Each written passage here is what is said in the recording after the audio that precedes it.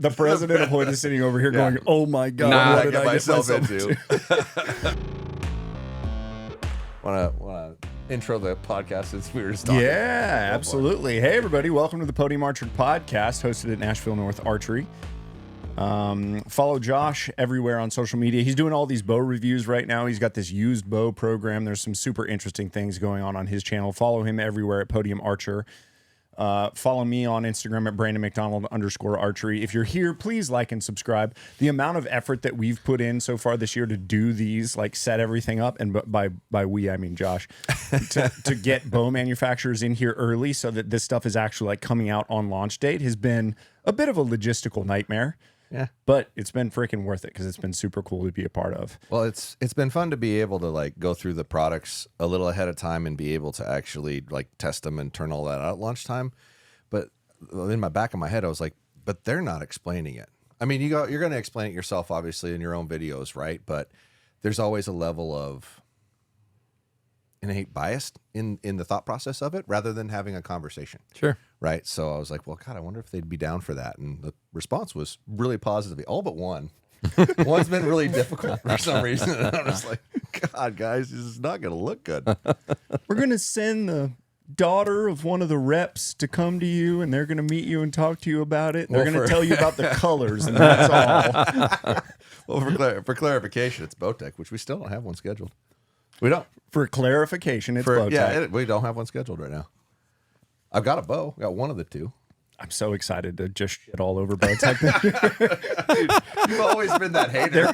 They're quickly moving into the crossbow category for me. Haven't you worn a Bowtech is gay shirt at what point? I'll bring it. I'm bringing it to the podcast if they actually show up. I didn't say Bowtech is gay. I've got a shirt that says. Just for clarification, you've owned how many? Yes, I don't think you could say that one. I think we can say that, can't we? We'll just beep it. Okay, I'm gonna beep it. I love the president of Hoyt is sitting over here going, "Oh my God, what did I get myself into?" Well, I wasn't completely oblivious to what I got myself into. Okay, good. I'm glad to hear that. So, speaking of that, why don't you do a little intro here? Well, this is Zach from Hoyt, and he happens to be El Presidente numero uno. How many years have you been there? I started in 23, or I started in 2003, so I'm in my 23rd year. Yeah, that's awesome, man. Yeah. It's good to have somebody that's been there the whole time. So many times when someone's running a company, it's from outside of the space or from another company or that sort of thing. And it never really tends to go well. And it was pretty awesome to see not only that, but that it was actually an engineer or an engineering background person that's running a company as opposed to a marketing person or something like that.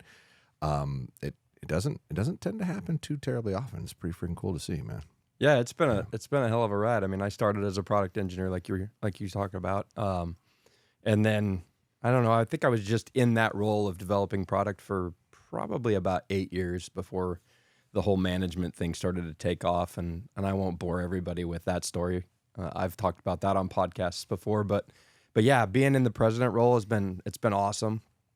I live by a sort of a focus with respect to letting my people do their jobs. It's a big deal to me. I have a really great team, and they do a really great job. And if I stay out of their way, it looks great. So that's what I try to do. I just get in there when they need it. That's what should happen. Yeah, that's what good leaders do. Yep. Yeah. Let people do their jobs. Get out of their way. So can you kind of take us through a little bit of the history of Hoyt? Because we do want to kind of dig into the background of the companies. Okay. So kind of take us, and especially with your longevity with the company, like it'd be really cool to hear some of the highs and the lows.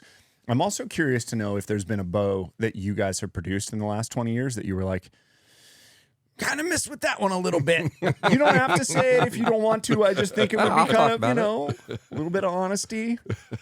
Yeah, the industry is interesting. I mean, I'll certainly talk about Hoyt. I mean, I've been there since 03. I think the bow that we had in the market in 03 was the X-Tech, or it was just getting ready to come to market.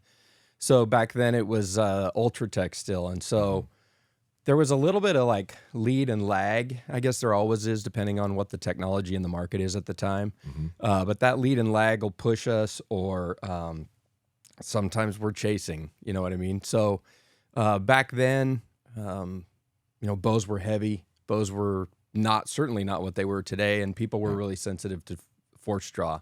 I laugh because in 03 we actually had a spiral cam, Right. and it was on the SuperTech, if I remember correctly. Correct. And the word of the day back then was like harsh. No way, can't draw it. It's horrible. No let off.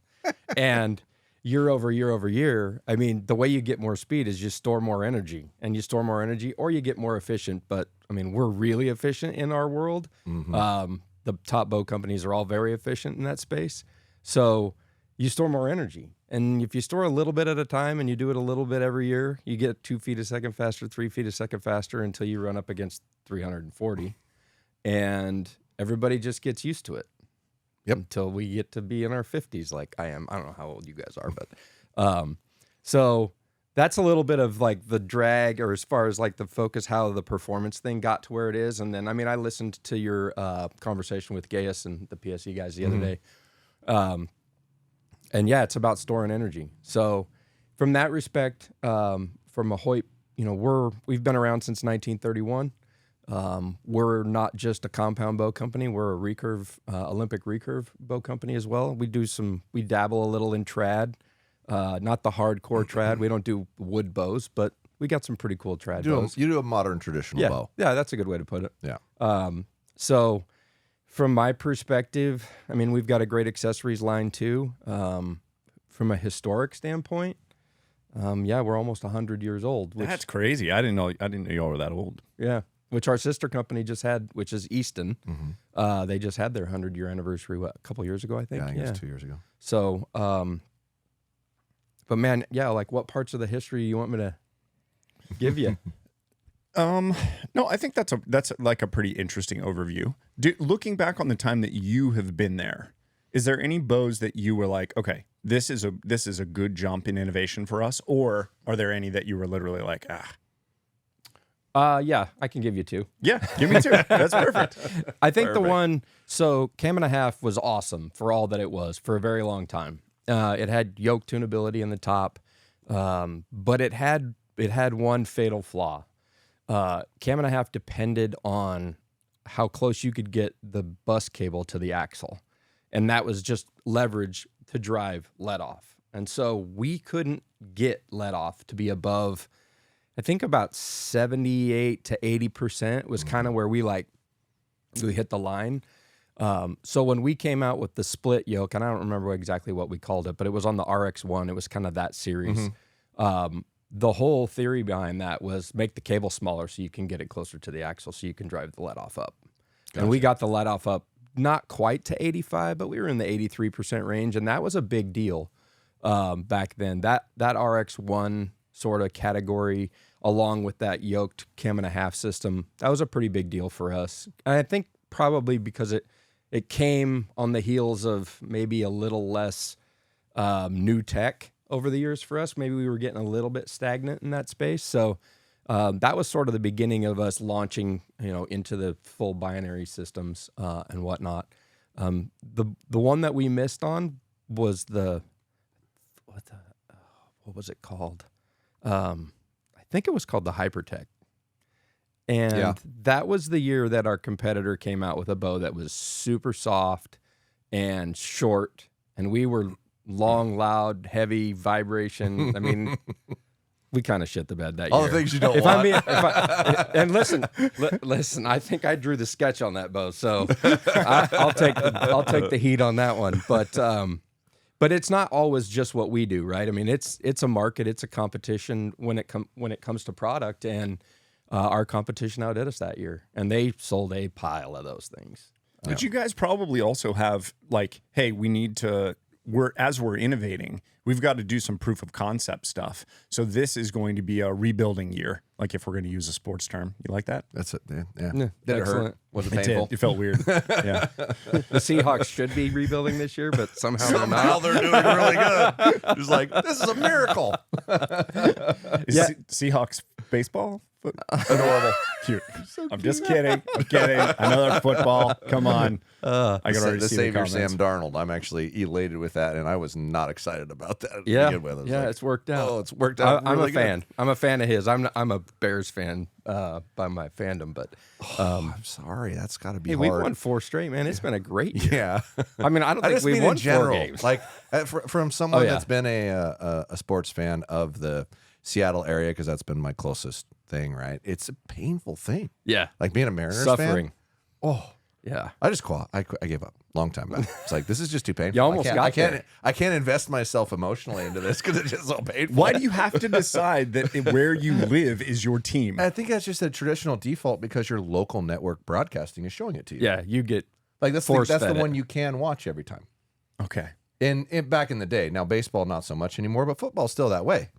Like my phone knows where I am. I can't watch a local Seahawks game down here when it's on because it knows I'm here and it's trying to give me the shitty Titans.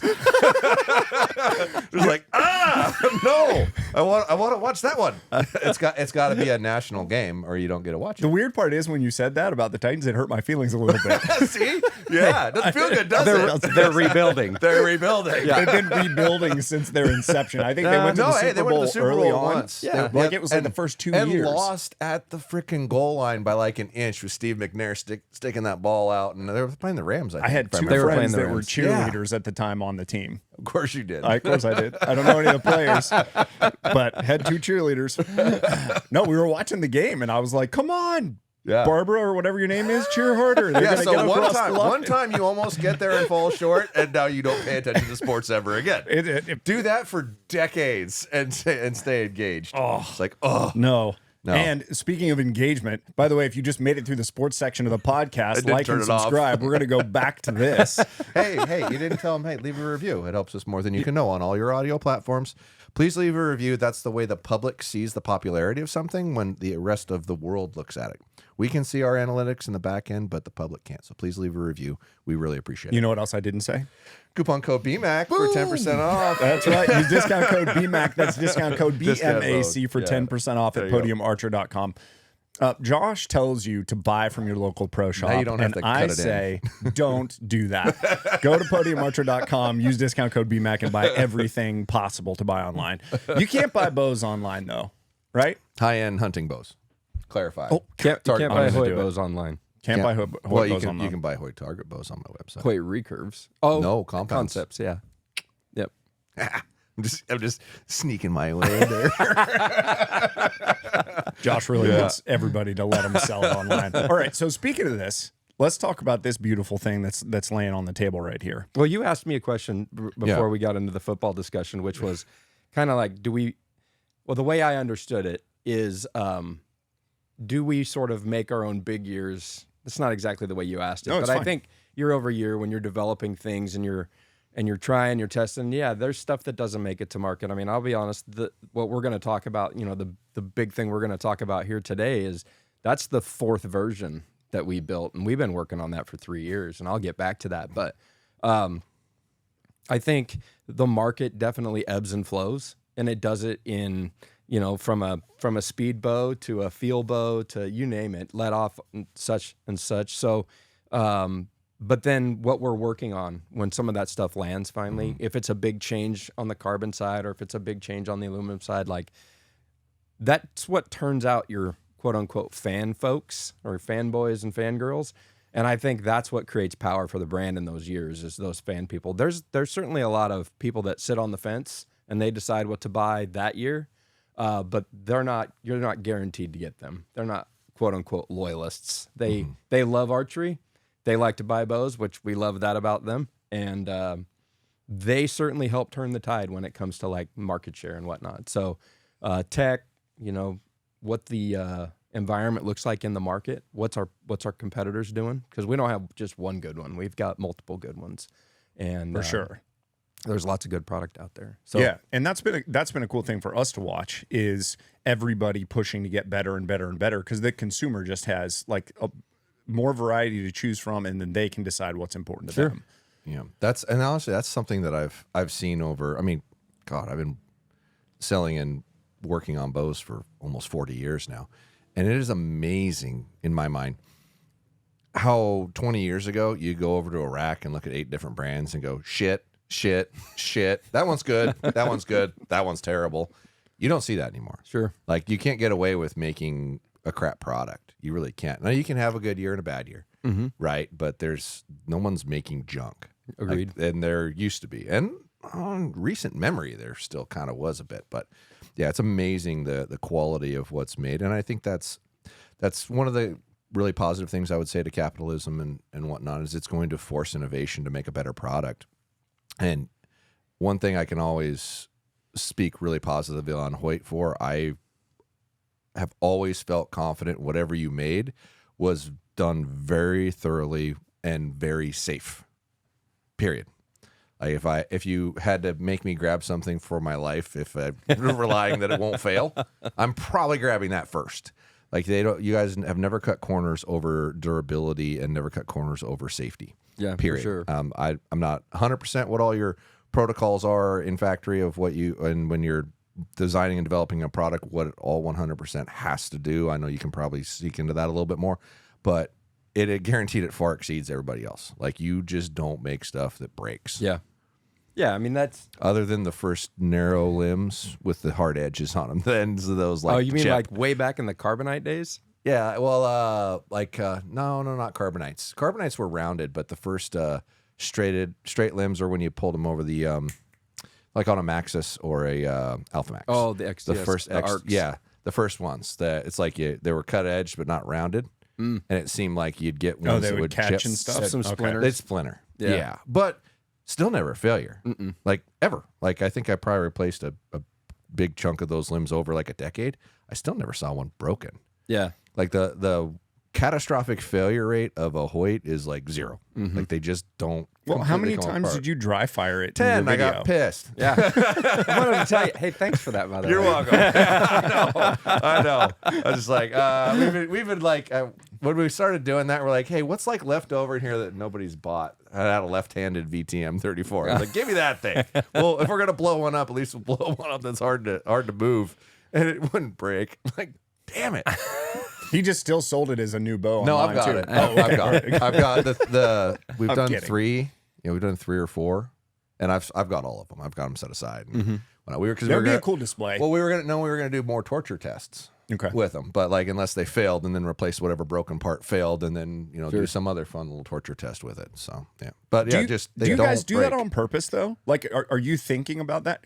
What I'm wondering is, you're in theory then over-engineering the bow, because technically you could probably get more speed if you made them more dangerous. You could make them lighter if you Yeah. wanted to make them more dangerous, but when you're talking about material science, and we'll just touch on this because I don't want to bore everybody. No. death, This but is like, the stuff There's that a percentage of people that will really enjoy it, and the other people will go, "Oh, next chapter."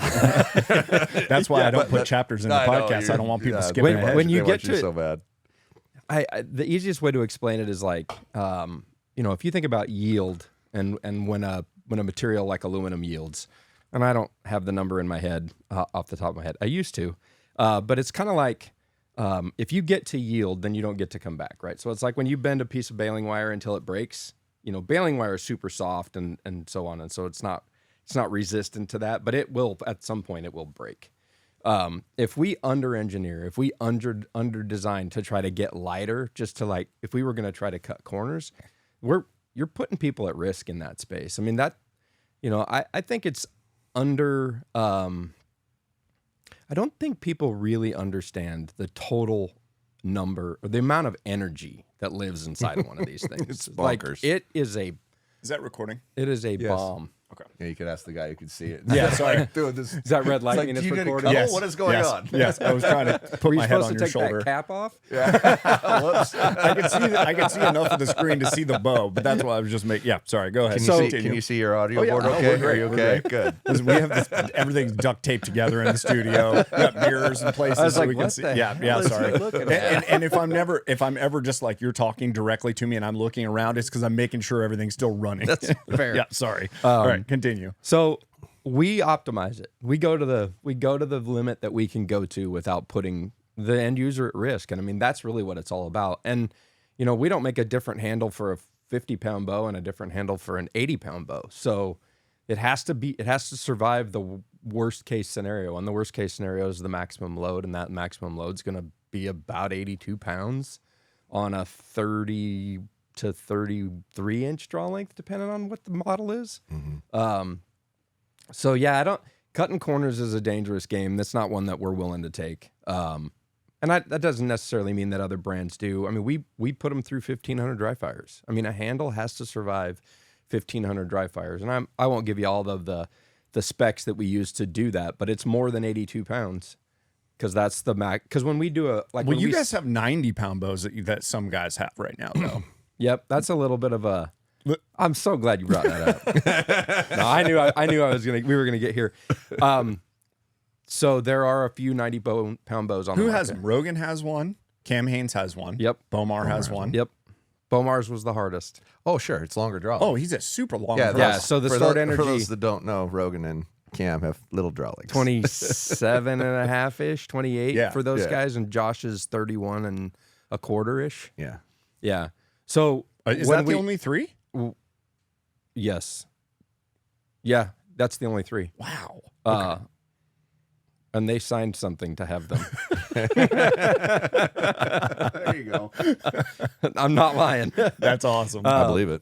But yeah, Josh's was the toughest because of his draw length. You know, it's when you shrink the draw length, you reduce the stored energy, and when you reduce the stored energy, now the system's not carrying as much. Yep. Josh's full boat, that's maxed out on that draw, and he does not have stock cams. Okay. Josh's bow has, and if I remember right, they're basically the same cam that's on the bows that we offered, but I don't think his is draw length specific. So like we took the adjustable out of the module, we just like put it all in there like an old school cam with no Okay, adjustment. so the adjustability in the mod on that one is not there. Like Yeah, it's on basically his. whatever Yeah, welded or is it's cut out his. of one piece. Yeah. Okay. That's actually clever because you'd increase the strength of the cam. Yeah, for sure. Because it'd all be one piece instead of for bolted sure. together parts. Yep. Yeah, you're not worried So- about shearing on those little screws. And I think on Cam's original one, because Cam was the very first one we did it for. I think on his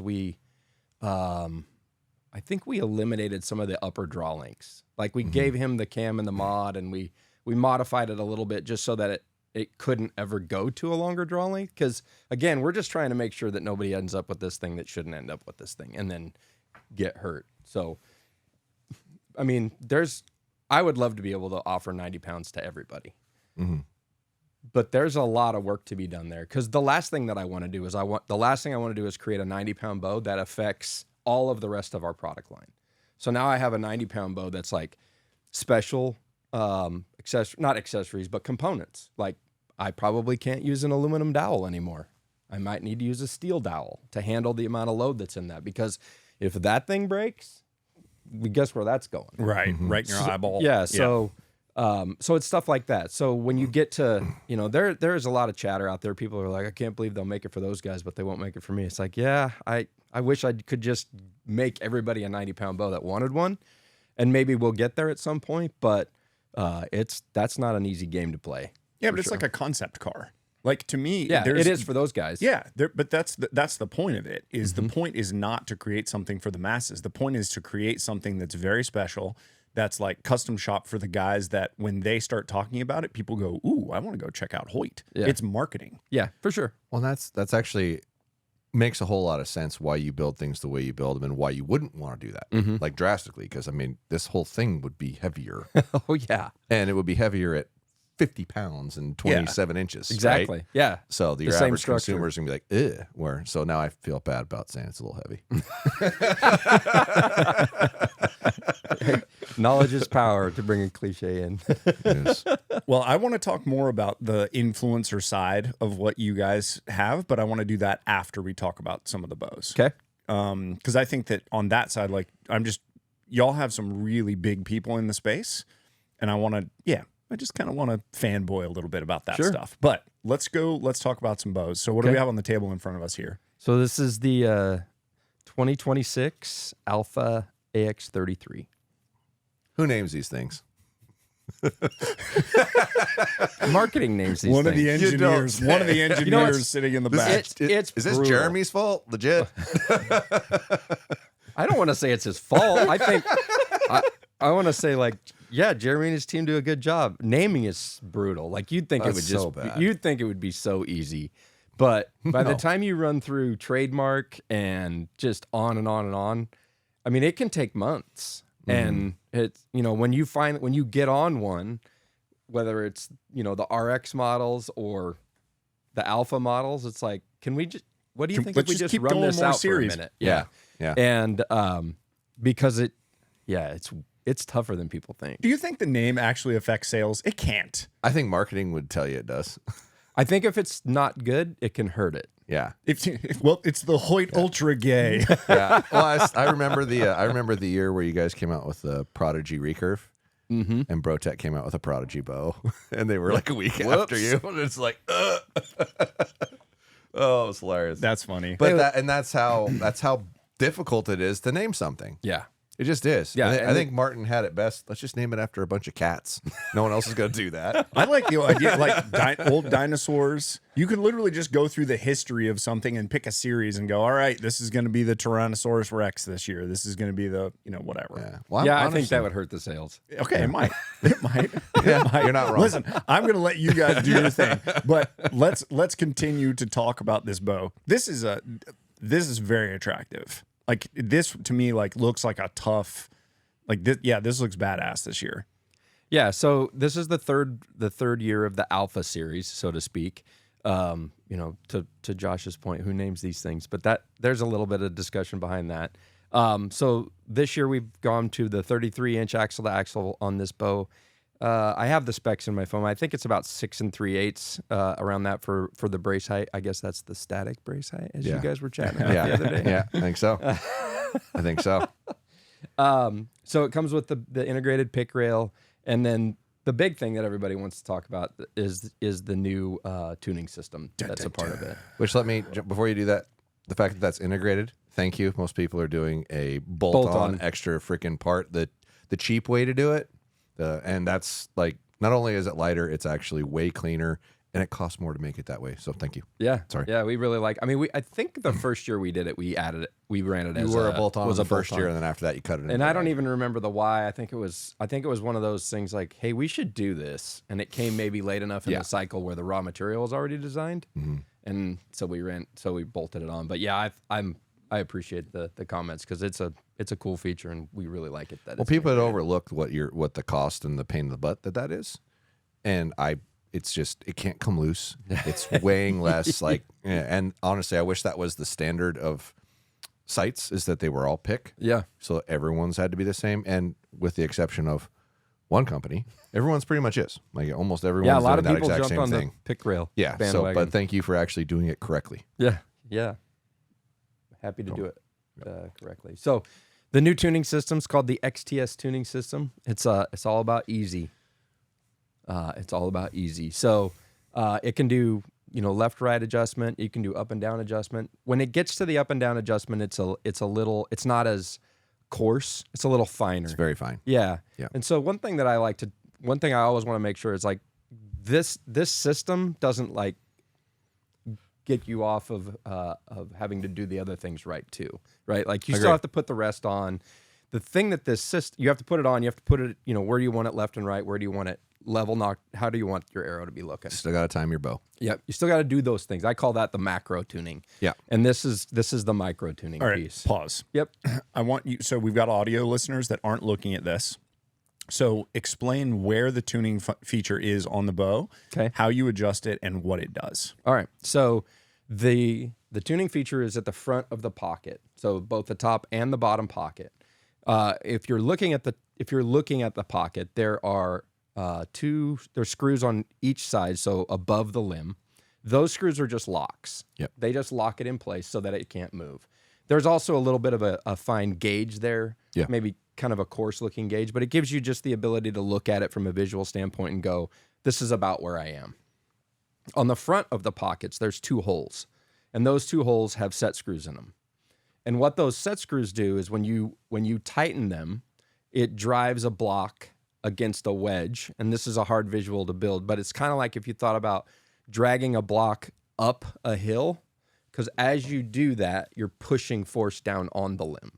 And so by doing that, we've got, I mean, that's a 3/32 wrench. So it's a little bitty wrench. So get rid of all of your old shitty wrenches in your dealerships. We don't need wore out Bonduses trying to do this, but it's pretty forgiving. But so as you go in there, so you loosen the tops, and then when the adjustment is made on the front of the pocket in those two small holes, and you can adjust by tightening it or loosening it. It just depends on what it's giving you from what you shoot through paper. Yeah, what direction that's where you start. Is. Yeah. So is it pushing the limb back, or is it actually it's pushing creating on the end of the limb? Right, but it's creating flex. It's flexing the limb. Yeah, you're either stiffening the limb or weakening the limb. Okay, those are the two options. Got it. Interesting. Well, and it's shockingly easy to move. Yeah, like really easy. Like I would have thought it'd be like, oh god, what's it gonna feel like? And I always have to commend you again for when you guys actually develop something and design something. It's always really well thought out from how does this work and how's the consumer going to use it.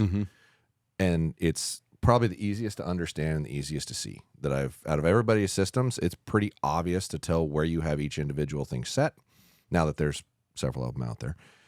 But it's also simple to move. Yeah, we'd keep using the word easy. I mean, it's going to be all over our marketing piece of this. It's about how easy this is. And this wasn't our first attempt. Like, we've been working on this for about 3 years, which every time Josh would say something, just wait, please. We're coming with it. Now, and I probably didn't say it well publicly, although I probably said it a couple of times. I would say that they'll get there. I understand. I've known the company for 30 years. When they come out with something, it's never going to be like, hey, we got this great idea. Here it is. Yeah. We're going to push our way through this thing until we're convinced it's right. Yeah. They're not going to make 5 versions of it. They're going to make one version of it that they already threw away the other 4. That's just how they work. So as much as I publicly get on you about it, I was sure you're going to do something. It's going to take a little longer. Yeah, it does. It takes, I mean, our durability standards and our quality standards, I mean, that drives some of that for sure. But then just our expectation of how well it works. And, we had a pretty good one set up last year, but it was really loud when you make the adjustment. It was like, but why does it matter? It's like, well, it was loud when you shot it? No, just when you made the adjustment. Oh, weird. But it's the customer experience, it's the consumer or the dealer, it's the experience, right? If it works, but it sounds like crap, or in the moment, it's like that's not very pleasing to make that adjustment. And so we're just trying to get to that. Wow, that's fascinating. Maximum place. That level that you guys went to because you were concerned about the noise that it made as the tech or as the person was adjusting it. Yeah, for real. Wow. Yeah, so we went through, this was the 4th version before we said, this is it. This is what we're going to come to market with. And you're obviously fighting against patents and all that stuff with the other companies. So you've got to figure out a way to get the adjustment method in here without stepping on some toes. Yeah, I mean, the patent game is a very big deal in our market. It's a big enough deal that we have a patent attorney on staff that works at the factory. Lucky for us, it's a kid that he worked for us straight out of high school and then went to electrical engineering school and then got into patent law. So he's very knowledgeable of our business. He loves archery, and he worked at a firm for, I think, 3 or 4 years. And then he called me up. He's like, I don't want to work at a firm anymore. I want to work for you guys. So come work. He's awesome. But having him on staff, he's in the product engineering area. That's where his office is. He's in their meetings. He's listening to what they have to say. He's doing research about what patents are out there. The patent piece of archery is a minefield. I kind of hate that. We've talked about it before. Like, I feel like it stifles some innovation. And, and if everybody could work together, the consumer would end up in a better way. Because if you guys could just say like, oh, we're going to just bolt this piece on because it's fantastic. We really like whatever this company came up with. We're going to take it. But I understand it. I'd love to see when they issued a patent. Because, I mean, if you're basically allowing a governing body to say if this is exclusively yours or not. I wish alongside that same governing body would say, and here's how much we feel it's worth per item. Because if they're going to say this is exclusively yours or not, couldn't they just determine that if anyone wants to license it, it's going to cost that much? Yeah, I think that would be really hard for USPTO off. They're not that efficient as it is. And getting into Clearly, that I've seen space, some of the things that got patented, and then another one got patented. I'm like, wait a minute. Yeah. That like looks like the same thing. How is that uniquely different? I think, the market itself, I mean, there's been enough royalty agreements and licensing done out there. We've certainly licensed technology, and I think most of our competitors have licensed from us or from each other, or what have you. But there's some, I don't know if there's guidelines as much as it's just like, this is what this went for. I think back when Matthews did the single cam patent, like that thing was like $15 a bow, which doesn't sound like a lot in the moment, but roll gross margin into the dealer and then to the consumer, and It adds up fast. And so that was a guess. That was a hearsay. I don't know if that number is right or not, that $15, but it's probably not far off. But some of the other stuff that's out there, and I can't think of any off the top of my head, but I know we've done some stuff for like $1.50, $2 a bow. So, there's some guidelines out there. There's some history around it. So, but yeah, I don't really want the government trying to decide what something's worth. Yeah. Why did you suggest that? That's a stupid thing to ask for. I get it. I get it, though. So everyone can use it. So maybe it's not that. Maybe it's a different solution, or maybe it's or you state what you feel it's worth, and that has to be attached to your patent. That would be an interesting idea. And then whether or not they grant it is based off of, well, we think this is worth $100 a bow. Well, you're being retarded. We're not doing that. Yeah. Right. Or we think it's $3. Okay, that's reasonable. Sure. It's an interesting and idea. it's a crappy part, but the alternative is you have a whole bunch of stuff that only one person can use, or one person can use over there, and it stifles innovation. It's certainly driven costs up too. I mean, we couldn't live in a space where we didn't have the knowledge. Like, there's enough patents landing every month, every quarter, every year that you have to be on top of it. Or what happens is you just design on top of something that you don't even know is in application or that's existing, and then their application goes through, and then all of a sudden you get a letter like, hey, if you want to keep using this, it's going to cost you this many dollars. All the R&D that you there's just no did. leverage in the negotiation when you've been using it for a while. So we're super careful there. But I liken it to the idea that we're building fences, and we're just building fences around the property that we own. Yeah. And that we were second to the party on how serious we took it. Matthews is MCIP, which McPherson Intellectual Properties. I mean, they own a lot of patents. They have some awesome intellectual property. And so do we. But we had to get on board. We had to go down that path because I felt like the fences were getting closed on where you could get to. And there are some patents out there that are exactly what you guys are saying. It stifles innovation. You can't get into some spaces because of the patents that are in the market. Ugh. But we own some of them too that don't let people into those spaces. Yeah. And my theory on that is, unless it's something that like is super important to the success of our brand, I'm willing to license it. I mean, we're paying a lot of money to do this IP, and it's not just like you pay the money for the patent and for the attorney. Then you have maintenance fees year over year. I mean, it's not cheap to have a portfolio this size. But I mean, you have an on-staff attorney. Like, that's not a guy who's making $30,000 a year. Like, that's a dude who's making good money. He's in the top. Yeah, of course, because he's a lawyer. He's in the top 1% of the company, probably. Yeah. I mean, but that's So, I mean, imagine what you could do with those dollars. This conversation is interesting from a business owner standpoint. I don't know that this matters for the consumer to the level that we should talk about this anymore. So, okay, there is no timing feature on this bow from, it's a traditional kind of twist the cables timing feature, correct? That's correct. Okay. Yeah. All right. Yeah, because that's one of those things that we've seen a couple more companies kind of start picking up. Timing. Yeah, you feature. get to the micro level on timing from that perspective. I mean, we still have, one end of the cable that's not running through a yoke, so to speak, and so that's where you would make your twists to make the timing adjustments. I mean, once a bow's pretty well broke in, and break in is an interesting word. I know that's something that people go, well, what does that mean? It's like, well, when we build cables, because we build all of our strings and cables in-house. Yeah. When we build them, we're putting serving on. It's round serving that's going around a bundle that's kind of round. But at the end, once that serving's tight, it's very round. But then it's going into cam tracks. whether it's a string track or a cable groove, and those grooves aren't round. They are actually a V they have a round in the bottom, but the whole idea is get them in there, get them tight so that they don't vibrate, right? More noise happening. And so there's some settling that happens. The shape of the actual serving settles in a little bit. And so after you get about 100 shots in, everything's pretty well settled in. And it might not take that long. But once that's in, they don't move. And so the beauty of this system actually is like, as stuff settles in, it seems like it doesn't matter what you shoot, but it seems like if you shoot it for a whole season, maybe all of a sudden that 100 mark is just not quite there anymore. You know what I mean? The beauty of this is you could put a half a turn in each one of these bolts and bring that 100-yard mark right back in. Once everything settles in and whatnot, you might just need to put a little bit more in there because, yeah, I mean, everything is settling as you're using it until it reaches a point where it doesn't move anymore. Yeah, that makes sense. The other thing that I like about what y'all do with the strings is you've got the peep tuner dampeners in here. Like is there another company that does that? No.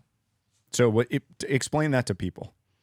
Because this is a big deal. Because a lot of people will say, I've got to take my bow to the shop to adjust the peep. Move it up or down will change a little bit. So there's these little dampeners that are at the very top. Yeah. So when we came out with the whole shot, the whole idea behind the whole shot is when you have an impact, like when you have the way that they design cars to wreck, right? I'll bring it back. Sure, you're fine. You're gonna weave. It's about if you can make the event last longer, you disperse the energy. So when they build cars today, they don't build them like they did in 1980. They make the front end crumple like a lot, right? And all they're doing is they're absorbing energy and increasing the amount of time that's happening. The same idea with a hole shot. When you pull that bow to full draw, what happens to those holes is that donut gets bigger because the tension in that string is about 15 pounds at full draw. And so when you shoot it, that hole collapses. That dampener is just flopping around, taking out energy, the dampener that we plug in there. Yeah. So that's the basis of the hole shot is increase the amount of time that we can absorb energy to reduce the amount of vibration that the end user feels. As far as the peep timing, that's sort of like a result that wasn't necessarily intended, but yeah, you can move it up and down the string to help turn the peep. I mean, that seems like a stupid thing, but literally, like my brother-in-law pulls his bow back and his peep is sideways, and I'm like, hey, what? And he's like, no, I know where it is in reference to the housing on the bow. And I was like, ew, just scoot. Miracle. And we didn't have to go put it in the press. I mean, it's a big enough deal that there's some on the market that are literally that's what they're for. Yeah. Yeah. So, but that's just one of those features that I don't know if many people know that's on a Hoyt, but that's another thing that like helps with some of the tunability of the bow. So anything different with the cams? Nope. Same cam as last year. Okay. I get the name HBX Gen 4. Yeah. Gen 4. But yeah, the XTS, the tuning system, like let's touch on that a little bit more. There's a lot to this. Like it's not just paper tuning. When we talk about, like the number people throw out there is like, well, is 13/16 the center shot? It's like, it's a great place to start. Well, now you could start there. You could put your arrow level to the rest and then shoot it, decide what that hole's doing, and make your adjustments with the XTS system. It's super easy, and it has a lot of options, and it's really micro. Something that gets talked about a lot. The whole super tuning thing comes out, which is around like, well, my broadheads and my field points don't hit the same spot. Well, they're not the same animal, but it is possible to make them hit the same spot, and the XTS system makes that super easy. Because when you get out at distance, wherever you're comfortable, if it's 100 or if it's 60 or 40, whatever it is, really out around 60s where those two things seem to deviate from each other, broadheads and I'm talking fixed blades. More noticeable. Yeah, it's very noticeable there. But really, when you're looking at paper, you can't see the micro level of which way a shaft is sort of moving or whatnot, and that difference is like, if somebody goes, oh, well, my broadheads are hitting 7 inches high. Well, you probably have a low tear that might be imperceivable, or maybe it's just a little perceivable. So in that space around when you use the tuning system, you can dial that right out of it just by, you could, in that specific situation, if you had a low tear, what you would want to do is you would want to stiffen the upper limbs, because that would it makes the knocking point move up. Oh, that's interesting. Yep. Okay, so you can adjust up and down tears, not just left and right tears. Yeah. Okay, I thought that was kind of where you were going to go based on it's a what you smaller alluded amount. to. It's a smaller amount. Yeah, it's a smaller amount of movement. Like I got one from you guys like early September, and I was able to move my paper tear left to right. Oh, at least an inch. Yeah, I was going to say about an inch. About an inch with just the system, without having to change your spacers, which you can still use the spacers. The ones that existed before still are in there. So if you need to move your cam more than that, if you manage to get a paper tear, whether you have a weird grip or just a bad a Friday at 4 p.m. built bow, you just we never don't know. do that. There's no Friday at 4 p.m. But you can pull about an inch of a tear out of it or so, but you're not going to get an inch of an up and down tear out of it. Yeah, agreed. It's a very small It's smaller than that for sure. Yeah. There is some interesting thing, and this kind of goes back to tiller tuning, and this is going to be even smaller amount. But when you're shooting a bow, you can make a grip feel flat. And what I mean by flat to the shooter, or you can make it feel a little bit more steep to you. And you can do that just by whether you stiffen the bottom limb or you stiffen the top limb. And all that's doing, if you think about this as this being the bow, and I recognize the radio or just the sound listeners, but when you're stiffening one side or you're stiffening the other, you're effectively moving that knock point. Yeah, that's all it's doing. It's just moving the center of force, so to speak. And when you do that, it changes how that grip pressure hits your hand. So you can micro level tune these so that they'll aim better. And that's going to just be perceivable to probably the guys that can aim a bow that well. I really know. That aren't in their 50s. Yeah. I used to aim a bow pretty good. That's not so good anymore. But it is perceivable. You can play around with it. And that's just about how it's moving that. It's just angles. Yeah. So what he's talking about, basically, it's like the top cam's pulling back to you, or the bottom cam's pulling into you as you're at full draw. Except they're not into you. They're because they're parallel. Yeah, effectively. Yeah, but it's shifting that grip up and down. Exactly. That's really interesting at a very small level. Yeah, small level. But the nice thing about that is you can also like just take a picture of where these are set, and then you can mess with them because you guys put the hash marks in here, so you can roughly. Yeah, people can mess with them, and then. We wanted to be able to have so I've been tweaking on this thing for a minute. Where did I start? Yeah. And there's two hash marks right in the middle that are the same. And that indicates like this is ground zero, this is the neutral point. So you're either stiffening the limb or weakening the limb. You could do, obviously when you're tuning a tear out, you're tightening one side and maybe tightening it and loosening the other side to create that. So it just depends on you're reading what's happening at the paper or at the shot. Yeah, with the broad end. And then making the adjustments. And you can the cool thing is like you can loosen up the tightening feature and you can make your adjustments while you're shooting. You don't have to retighten it every single time. And then when you get there, tighten everything down and you're good to go. Nice. Yeah, I've played with it enough that I've never messed with something that was easier to mess with. Like it was so freaking simple. And not just from how it's designed, but how well everything moved and how easy it was to watch a reaction of change, which made me super excited for, like, I tuned mine through paper, walked out, my broadheads and field points hit the same as far as I went. So I didn't get to play with that, but I was kind of excited for it to be off. Because I was like, I guarantee you I can move this thing like a quarter of a turn here, and they're just going to go, boop, just like that. And it is so, like, nothing does that well. Like, nothing. Like, it's a precision level. It is incredibly, for how much movement you're making, for how much adjustment you have versus how much of a variance you have, it's very fine. Like you can really make really precise things where most of your other tuning systems per se, they're not that fine. Like, yes, they're doing what you want to do, but it's requiring on you to make really tiny adjustments, whereas your not so tiny adjustments are working at a slower pace, but there's a bunch of range. Okay. Like it's really cool. Like I'm pretty sure I tried to say it in every video that I made because I've already made all these videos for this, but I don't think I've found or seen a better tuning system ever. Like it does the job correctly with ease that anybody could understand. At least I like to think anybody could understand it, but there is another benefit too. The way that ours works is since you're not shimming, since you're not sliding the cam left and right, you're what we refer to it as the launch plane, right? So the launch plane of the arrow isn't changing per se. And so if you have to slide the cams left or right, you're probably going to have to make a rest adjustment, maybe, but you're definitely going to have to make a side adjustment.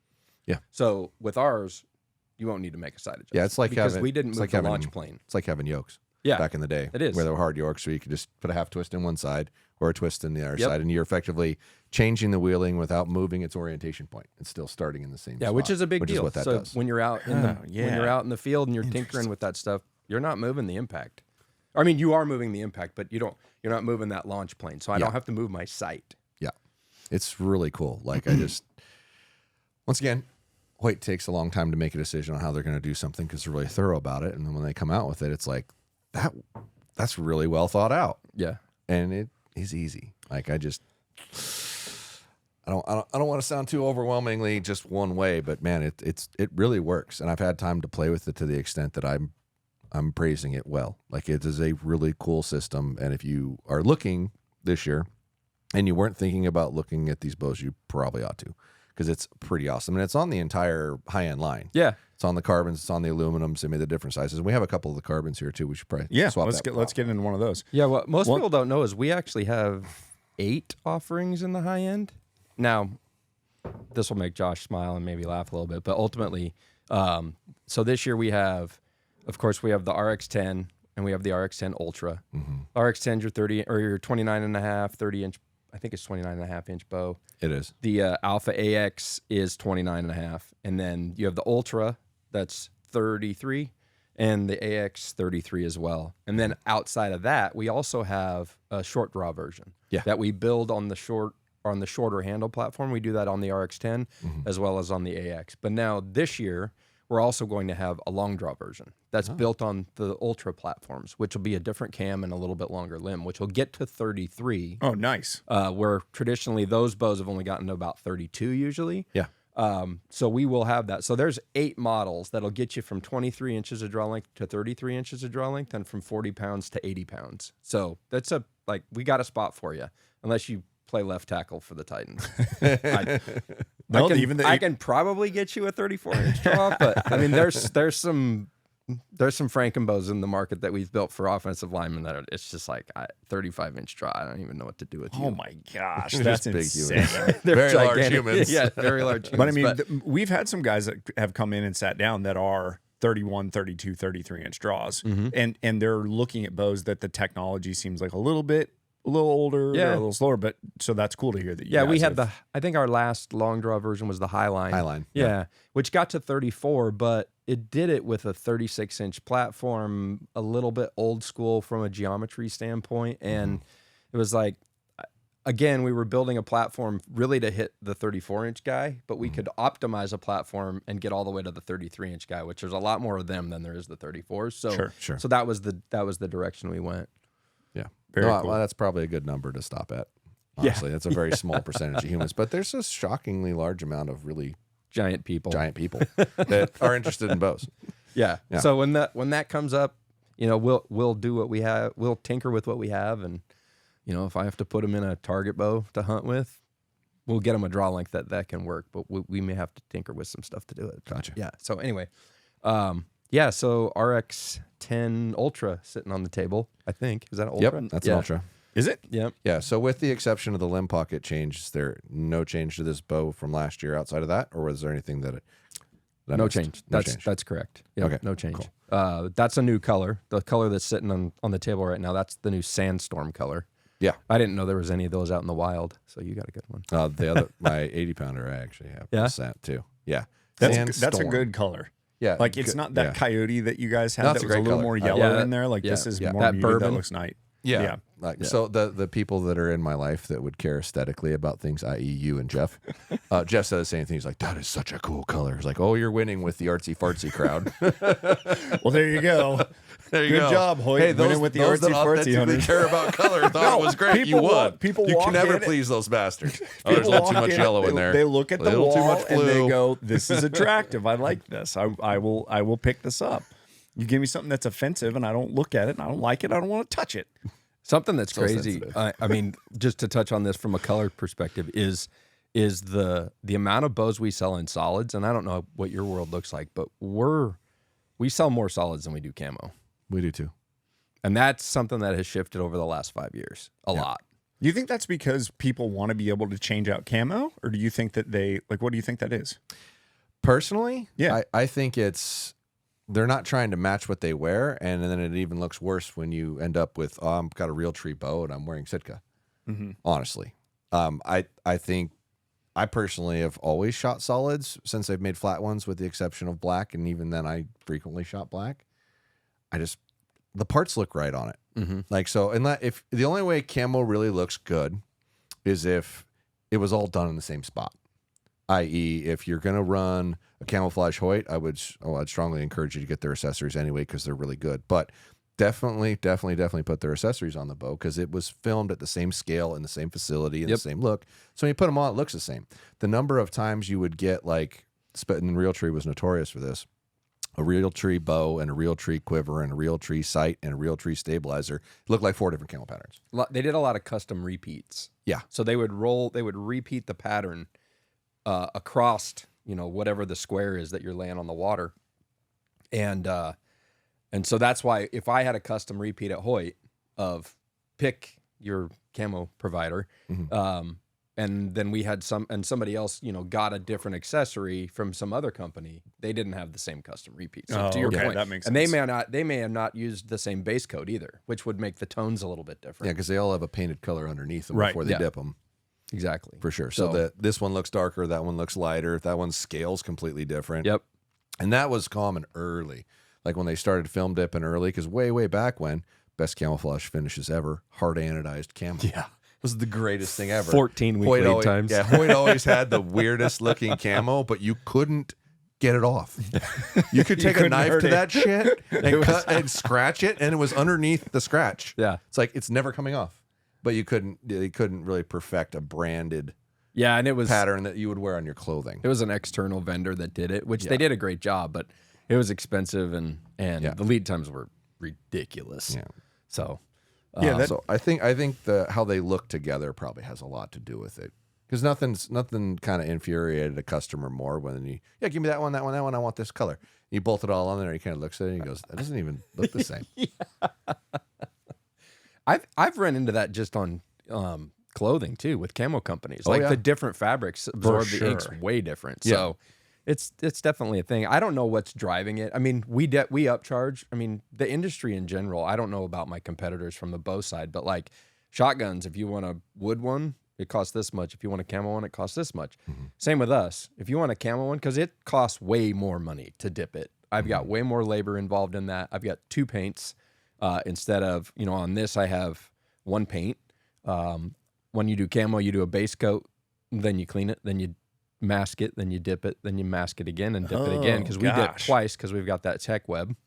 And so we mask it all the way up both sides, and then you put a clear coat over the top of it. So there's way more time and money put into a camo one, which is why we upcharge. So that could have that could be a factor. That could move it, but I really don't be interested. That was shifting before you did that. Yeah, like I you were agree. seeing It it was shift that going way that way. before it was a price reflected thing. And I also think there's a part or a percentage of it that there's a decent amount of influencers or whatever you want to call them, and brands of apparel that have gone and offered solids where they weren't before.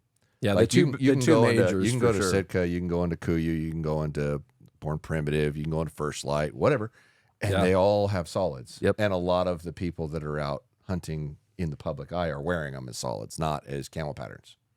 So I think that could also be directing towards a shift. Yeah. But either way, I wish they were all solids. I thought camo was like when you first saw it, it was like, wow, that's cool because it was new. And then it's messy, it's hard to keep uniform. It comes off. Like as you use it, like your hand around here, you will wear it off. Any film dipped camo finish is coming off eventually. Once you wear through the top coat. Yeah. You'll eventually get it when all down. When I started at Hoyt, the inks were good enough that we were able to do a top coat of powder coat. So we did a clear powder. The only thing that would get through that is DEET, and that'll get through it fast. That's funny. So if you're hunting in the South, in like September and the mosquitoes are out and you got DEET on your hands, that stuff eats everything. That's fascinating. I didn't even think about that. Yeah. Rinse your hands off after you're just gonna have mosquitoes all over the if you're doing this inside your hands. and then rubbing it on your face. That's what a lot of people Whatever do. you touch, Yeah, it's Wow, gonna eat I it didn't right think off. it about will that. eat it. Yeah, that's so good for your skin. It'll eat paint right off your Hey, bow the first mosquito- time you touch it. But go ahead, Mosquitoes rub it are all miserable. over your Well, face. breathe it in. Breathe it in. That's the bigger part. Just get bit. You need to make that shirt. Yeah, absolutely. Interesting. Yeah, I didn't want to jump too fast over the cam. I mean, there's a lot of stuff in our cam. Yes, it's the same as last year, but I mean, 1/4 inch draw length increments. We have 3 let-off adjustments. 3 let-off adjustments, yep. And then we have 5 different mods, and we do that because we want to maintain the amount of efficiency and speed for the individual shooter. So it's not, when you just rotate a mod from, say, 30 down to 28, you're gonna lose some speed because you're just basically taking the back end of the force draw curve and you're just chopping it off and you're kind of leaning it down. So you're not storing as much energy. Yep. You're not delivering the energy that you do store as efficiently as you were. And so people kind of get a raw deal. I heard you talk about this the other day. You said, I don't like shooting my bow at the maxed limit. Correct. So like you're a 30. Yep. So you're shooting the Ultra at 30, which it maxes at 31. So yeah, I mean, the things that you said in that podcast the other day were very, I mean, what you're feeling is real. We store the most energy in the longest draw length. That's the most efficient. It stores the most energy. It's the most efficient position. But you're doing the work. It feels You are like the it, and archer. it's finicky. Like it's harder to keep it tuned. Every time I've had cams maxed out, I felt like I had to retune and readjust that bow way more often. Whenever I stop one short, a 1/2 inch short, full inch short, it seems like it stays together more. That could all be in my head. Yeah, that's But it's interesting. been my experience over the life. And I'll get used to a hard pulling bow, but it just feels way more finicky for me in that position. And as much as it's a pain in the butt, I'm glad you went to this because I know it's more efficient. And you had mentioned you had mentioned the PSE earlier on draw force static or what have you. That's the one thing that jumped out about that bow was how much it was losing per inch. Yeah. Right. They lose like 14. Yeah, we lose 8. Yes. You lose exactly 8. I know. I've checked a lot. and that is on the lowest. Yeah. Like out of everything I've tried, like they're losing at least 8 feet a second per inch. They're losing up to 14 foot a second an inch, depending on whose it is. So that when you say efficiency, what you're talking about is the end result is speed. Yeah, that's the thing we can measure as archers. And so for people that are listening that don't understand what he's talking about is they offer a certain selection of mods that would be not exactly specific to your draw length, but there's like these categories. And they did that because they want to make sure you're getting the most amount of speed possible without also just making the shops want to kill them for having 14,000 at least mods in this the back. covers like an inch. I got 230 different Matthews modules back there because there's covers poundage and let off. Brutal. Like, Yeah. but as much as it's difficult, I do really appreciate the fact that bow fits everyone in that spectrum as long as I got the mod. Yeah. So now I don't have to carry as many bows. I just have to carry more modules. But you're achieving a similar thing here, but doing it in a more efficient way. This, like, I want to say, and don't hold me to this because I don't remember because it was a while ago. Fair. But the Mach 33 with that same cam on it, and this were same speed, and it came from a 350 foot a second speed platform, right? So I don't think as With much the as new that. FDX cam on? Oh, that's hilarious. It was you, dirty bastard. I'm dead serious. There's nothing We're in all there. just staring at each other like, which asshole left their phone on? Mine's right here, not ringing. I immediately pulled my helmet. This is not the end of the world. We just I had still don't believe there's something in there that rang because I can't fathom what it might be. All right. That is wild. At the end of the day, it doesn't matter. I'm just going to cut out the last 30 seconds of this. That No was big adorable. deal. No big That was deal. awesome. Oh, man. One thing I see on this is torques. You notice that? Yeah, I know. Oh, we love the torques. Well, we've talked about this. Why don't y'all go with everything that's torques, and so that we could basically carry one tool? Yeah, if you're with us? gonna ruin my life, do it a little less. Like make everything torque so at least it's one wrench. I mean, it just seems silly. Like I've been thinking about this. Do we need to create a tool that somebody can carry with them into the field so that they can tighten up anything that they Yeah, want on their bow, yeah. why would we be mixing Allen and So Torx? I can tell you the reason we went to Torx on the cams is cam development is a lot about real estate. Like you got a lot of stuff to put in there and not a very big area to do it in. And when you get to the smaller sized flathead cap screws, which is what those are, you end up, the broach sizes are tiny on an Allen head. What does broach mean? So the broach is the actual hex indent. Got it. So the broach sizes are tiny. And when you get below an eighth, even an eighth is little. And so then the wrenches start to, like the T handles, they're always like twisting and pop. And so we just had a lot of stripping. They just strip out too easy. And when you get to the Torx heads, they strip less. Okay. They strip less. We had some issues last year when it's probably well chronicled, but we had some issues last year where some bows got out of the factory with some stuff that was too tight. Yeah, you're not alone. You're not the only one. To the ones I tested, I think And it was like, I mean, snap, like, oh God, what do I do? It's one of those things where it's like nothing. You can't leave anything out when you're looking at stuff. And we had one of the drills that we use that actually has logic built into it. This isn't like, you don't buy these from Home Depot, Right. but it had a set torque rating on like the first few thousand bows of the man. year. The number of, they were like, just, you could not get the screws out. Yeah. So It's like, oh my God. It was a big pain in the butt for everybody, us included. But Torx, the whole reason we went to Torx, so we went to smaller screws that had smaller broaches. And I sort of passively aggressively talked about get rid of your old wrenches earlier, but it's a problem.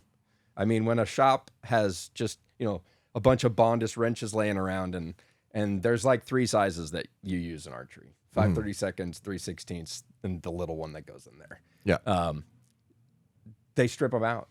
Yeah. And when you strip them out, now you're getting a drill. Or out. you put the size that's a size down from this, don't realize it, and give it a turn, and then, Yep. yeah, Exactly. and that's 9 times out of 10. So why don't we make them all Torx? Yeah. I just gave you the reason why these are Torx, and those didn't necessarily need it. But Right. we recognize, and we are sensitive to the idea of like, you need 13 wrenches to work on your bow. So, Well, the other thing that's a pain in the ass is because you guys have the brace that goes back behind. I also have to carry a special wrench if I want to mess with whatever the selected rest that I'm putting on here. yeah, it's the 5/32 usually. Yeah. And so, it's the shorty. yeah. And so that's Yeah, also little stubber. that's also a pain in the ass Yeah. because it's one more thing that in case I lose it and I'm out in the field and I need to mess with something. Now, granted, am I having to most of the time? No. Probably not. But I'm trying to remember whose bow it was. At least these are all the same one. Yeah. Somebody's that I was working on, I think I did like 18 bow reviews before I got on the plane and came here. Like this last week, that's all I did. Somebody's got their draw stop screw is a regular Allen wrench, and their screws that are in the camera are Torx. Like, are you fucking kidding me? I get down there, I'm pulling the mod off, I'm trying to readjust. I got to readjust the draw stop. I'm like, really? I get up and go get a hold of the wrench just to move a freaking cam. Like, good Lord. So I get the, it'd be nice if they were all Torx. I was annoyed by Torx because it seemed like they'd get stripped out more often at first. And I think the more time that's gone on, they're sticking the wrong wrench in it. So yeah, it is the right way to go. And I'm with Brandon. Just Torx it all. At least it's all the same. So then you only have one tool, but then all the sights and the rests. everybody and all does, that has to change. but that. that's not, to me, that's not that big And a deal. every person who sat across the desk when you said Torx, they're like, it's the right thing to do. Like, fine, then do all of it that way. You'll start a trend and it'll work well. The other thing too is like on screws. So one of the conversations is always like, well, they rust, right? Screws rust. So we zinc coat them. They're zinc coated. And what most people don't realize is, and I don't know the science behind this, but whatever the relationship between zinc and anodize is, they should just call it galling, because the relationship is zinc coating likes to pop. Like when you over tighten a zinc coated bolt on an anodized part, it'll pop. When you over tighten a zinc coated bolt on a raw aluminum part, it doesn't pop. Oh, that's interesting. So you're actually better off to put a little bowstring wax underneath the head or something like that. And it's like, oh, well, then it's going to come loose. Actually, it'll get tighter because you can actually put more leverage on it. Yeah, and you're putting the torque into the threads now instead of under the head. And so we zinc coat so it doesn't rust in Alabama. Yeah. Or Oh, if it'll rust here. Yeah. I can't believe how much moisture there is. Oh, yeah. Oh, my Oh, yeah. God. No, different. half my and you bows. live in Spokane, it's different here. Very different. It was, I'm trying to remember I think it was August or July, somewhere in there. It like just started hitting. And oh my God. And I was like, let's go for a run. And you were like, I'm going to die. We're literally going to die. I don't understand how you live through this. And then by like mid-August or late August, it was like, this is normal. You just get used to it. But wow. Yeah, but the screws on your bow don't get used to it. No, You're exactly everything right. rusts. They just rust. Like bad. So why not titanium hardware? Like, do you know if roughly what the upgraded cost would be? Any idea? I mean, I know roughly, but I'm probably not precise enough to like throw a number on the table, but it's pretty significant. Okay. It's pretty significant. I mean, I think we've all looked at it. I mean, I heard Gaius talking about it the other day. Yeah. You know, because it's cool. And what is Dorge that has the patent in archery or something like that? Does he have a patent for Something. titanium kits? I mean, he sells. I don't know if he actually sells has a bunch patent, of but he sells a kit for him. So anyway, Yeah. we've done some testing there. I'm not going to tell you we'll never do it. I just think that would solve a few problems, and then obviously chop out a little bit more weight. What problems do you think it'll solve? The rusting problem. So in the South, the rusting problem. I can't replace steel with titanium. Okay. So there's It some of the heavy. doesn't get close. So some of the heavy bolts. Yeah, so that like you're the not limb really. bolts. Yeah, Yeah. you're not really losing a lot of weight if you can't replace those with Right. titanium. Then. right. Okay. All right, that's interesting. Yeah. Well, I mean, you got to remember there's like 7 layers of a cost increase for one thing when you look at it from beginning to end user, right? So it doesn't sound like a lot of money when you're looking at just the part, but when you amortize that over, no different than John with Bear was talking about, how we like identify every little tiny thing along the way to keep in this price point, and it gets really hard, and everyone's got to figure out pennies to end up down here to where we can actually sell a product at this price effectively. Yeah. So you start looking at adding titanium hardware over steel, and it doesn't sound like a lot of money until you figure every step along the way somebody feels like there's a profit percentage here that's built and baked into our product, and it's at every tier. So it adds up to a lot more than just the actual screw cost.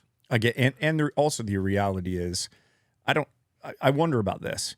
If we get bows that everybody's moving into like the magnesium bows or something like that, and we're ending up with bows at 3 pounds, I don't like the way they feel, like how light they're getting, and then having to add weight back on. Like, to me, there's a bit of a sweet spot that if we go too light, I don't like them. So I don't know. Do you feel that way? I agree. I would be really intrigued to see it in your product in like something like that out of magnesium, because I bet you it would probably weigh less than that. And that's the one gripe I've got. And it's fair or unfair, depending on how you want to look at it. It's still heavy in comparison to most of the other ones. I agree that magnesium is probably too light. I mean, granted, there's always the argument of put the weight where you want it when you get down to that weight. If you're down to a 3.5 or 3 3/4 pound bow, that's the easy argument to make. But how does the bow feel in comparison? And does it feel worse because it's that light? Because, I mean, at the end of the day, we all know that the 3-yard tournament sells most bows. Yeah. It just does. Right? So if it feels like ass when you try it up close, it might be the best shooting thing you've ever tried in your life. You're never going to get out to the range with it because you didn't buy it to begin with, because it didn't feel good. Because you didn't buy it at the 3 yards. Yeah, but I would love to see, it's probably not possible, but I would love to see a 4-pound 33, 34-inch axle to axle bow with your tech. That would be really cool. That would just be really cool. Have you guys gone down that road at all? You're talking about what some of the newer, like what Bowtech and Expedition have? Yeah. Yeah. Yeah. I mean, we've looked at it a little bit. I'm not going to spend a ton of time here because I'm going to just tell you, I'm not an expert on what they're doing. We've looked at it. The cost doesn't seem to fit the bill from my perspective. And I'm not sure when you get a riser that's just another metal riser, like when you get to the fact where it's like, if the material's able to do what they say the material's able to do, like if I can still dry fire it and I can make it that much less weight, because you're talking I mean, if I go from 4 to 3.5 pounds, let's just use that as a number. That's 12%, 12.5% reduction in overall mass. Like that's just in the handle. I could get just about the same probably by reducing the width of the limbs. Would you want me to do that just to get lighter? Just asking. I don't want it lighter. So it's more of a measurable argument from brand A to B to C to D, right? For so sure. you're still dealing with the category because that's like 4.75 pounds. That's heavy in that category, that axle to axle size. It's not super heavy. It's a little heavy, but it's still comparably a bit heavier.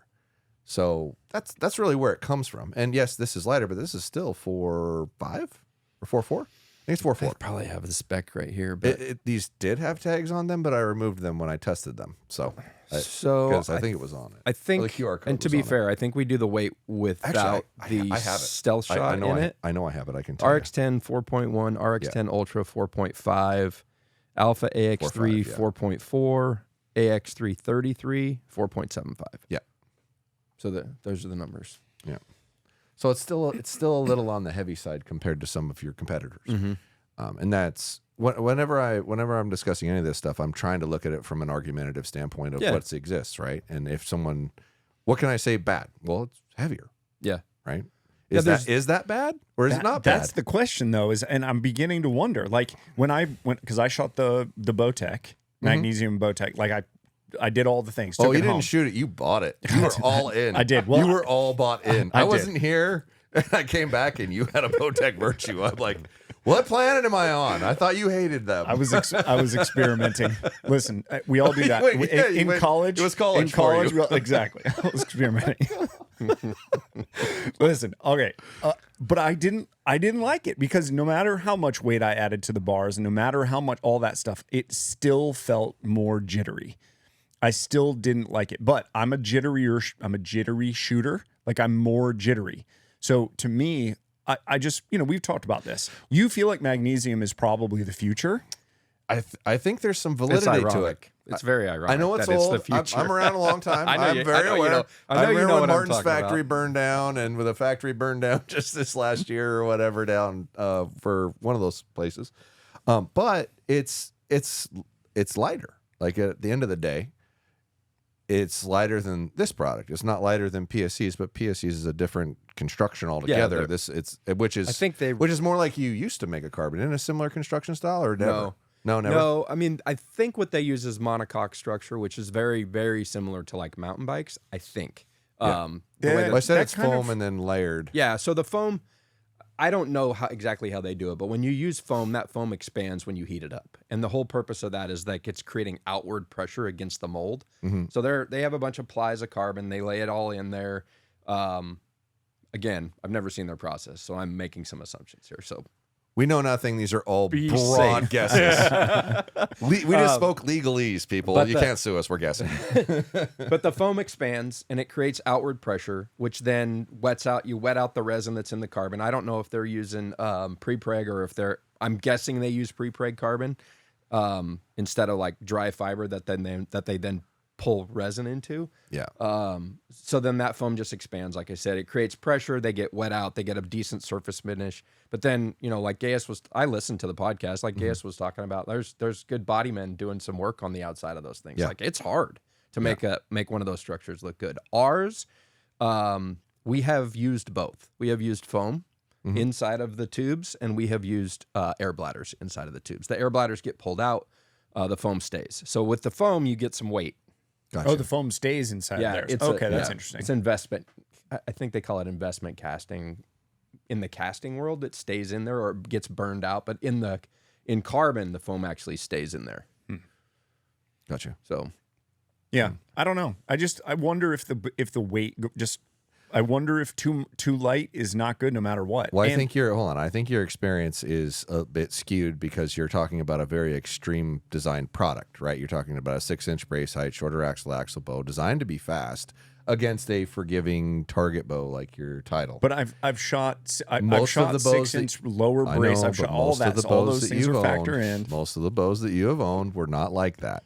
So, and no different than when I look at things through a lens, when I use it for a while, most of the things I've owned are more like this. They're more a little longer to axle, a little higher brace height, little less reflex, right? So hopefully a little less torquey. And when you hand me something that's more reflex, shorter, it feels more squirrely, even when it's heavier. So I'm not saying you're not wrong. Fair. I'm not saying you're wrong. Okay, No, I get it. but I am saying the filter of what you're looking at it through isn't exactly a fair one. Yeah, there's a lot of variables. I mean, that's the important thing to remember, because depends on like how much force you put into your shot. Like if you're one of those people that loads a shot up really strong, and then you try to pull through the shot like a target shooter would, you're gonna. I mean, it's Newton, right?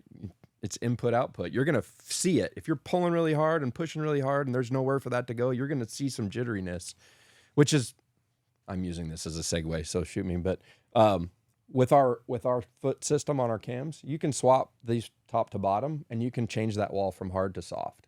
And people are like, oh, I don't want a soft wall. And it's like, well, hold on. You might actually want a soft wall. Because what you could do is you could shorten the draw length by 1/4 inch, put it in the soft wall position, shoot a shot like a target shooter, and pull through it.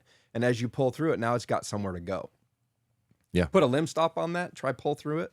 It just freaks out. You can't. You have to shoot a very static shot where you're just like, bink, or whatever, right? If you're punching it. But That's kind of cool, though. Like, But to Josh's point, the reality is there's so many variables that go into what you see. I do agree that with the comment, like, if a bow is lighter, it gives you the opportunity to put the weight where you want it. I do agree that a lightweight bow does not shoot as well as a heavier bow, depending on where you put the weight. Right. And that's fully outfitted, right? And I don't know where the perfect number is going to be different for everybody. I mean, you hang a Garmin on the front of that, you ain't putting a stabilizer on it. No, that's a lot of weight. You're not. They're cool. They're cool, but They're super by God, cool, but it's the heavy. thing weighs like a pound or more. So it just really depends on the selections that you make. But the important thing to remember is, like, doesn't matter if it's a Hoyt bow or one of the other competitor bows. You're going to make some choices. They've got systems in place. You may have to shoot them a little bit different than the other ones. But when you get, I don't know what your draw length is. Looking at, you're probably around 30-inch guy, maybe a little longer. just a hair short, actually. So you're probably too short then. Well, So we'll get to that later. But yeah, when you get to a shorter axle bow, the triangle that you're looking through, as far as like that the string makes it full draw, the peep gets further away from your eye, your hand gets further around your face because you're still trying to get your nose to the string. I mean, all of these things will impact what you see. And so, yeah, there's a lot to it. But weight is one of them. Yeah, and when you said you swap the top and the bottom peg, change a hard and soft, I wanted to point out to the people listening to this, I don't think I've ever seen a better, once again, thought out system in a module either. Like, yes, you need different modules to change the length a lot, but you can change the length within what, if you bought the size that's close to you correctly. Yeah, if you're in the middle everything you need to fine tune this to yourself is right here. Yep. You don't need 7 different pieces.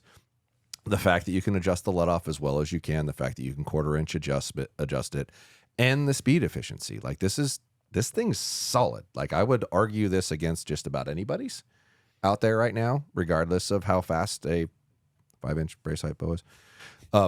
This thing is incredibly efficient without loss at change. Okay. Which traditionally, when you get to the super efficient stuff, you lose a lot of loss as you start trying to shorten it down. So it's you just can't carry the stored energy and still be able to fine tune it, like really fine tune it. that's Like the thing. this, If like playing with this, messing with a 1/2 inch draw length change just because you want to try stuff, like you can do that with you this. can 1/4 inch it, and you can 3 let off it, and you can go from hard to soft. Like, it's that's cool. there's not a more versatile module bow. Yeah. You might be able to pick 3 different types of cams throughout a different brand to get that kind of feel or whatever feel you really prefer, but it's all built there. Like, it's really well done. So thanks for not changing the cam, because you didn't need to. It's like everything's there to make it really do well, and it was still really fast. And a year ago, I would have said, man, this is a little harder to pull, because it was a pretty extreme feel difference from what you made before, in my opinion. When you transition from an 8 to a 9. Mm-hmm. Right. The aggressiveness of the cam was noticeably different. Not more aggressive than anybody else's who is running a reasonable speed. Right. But it was noticeable.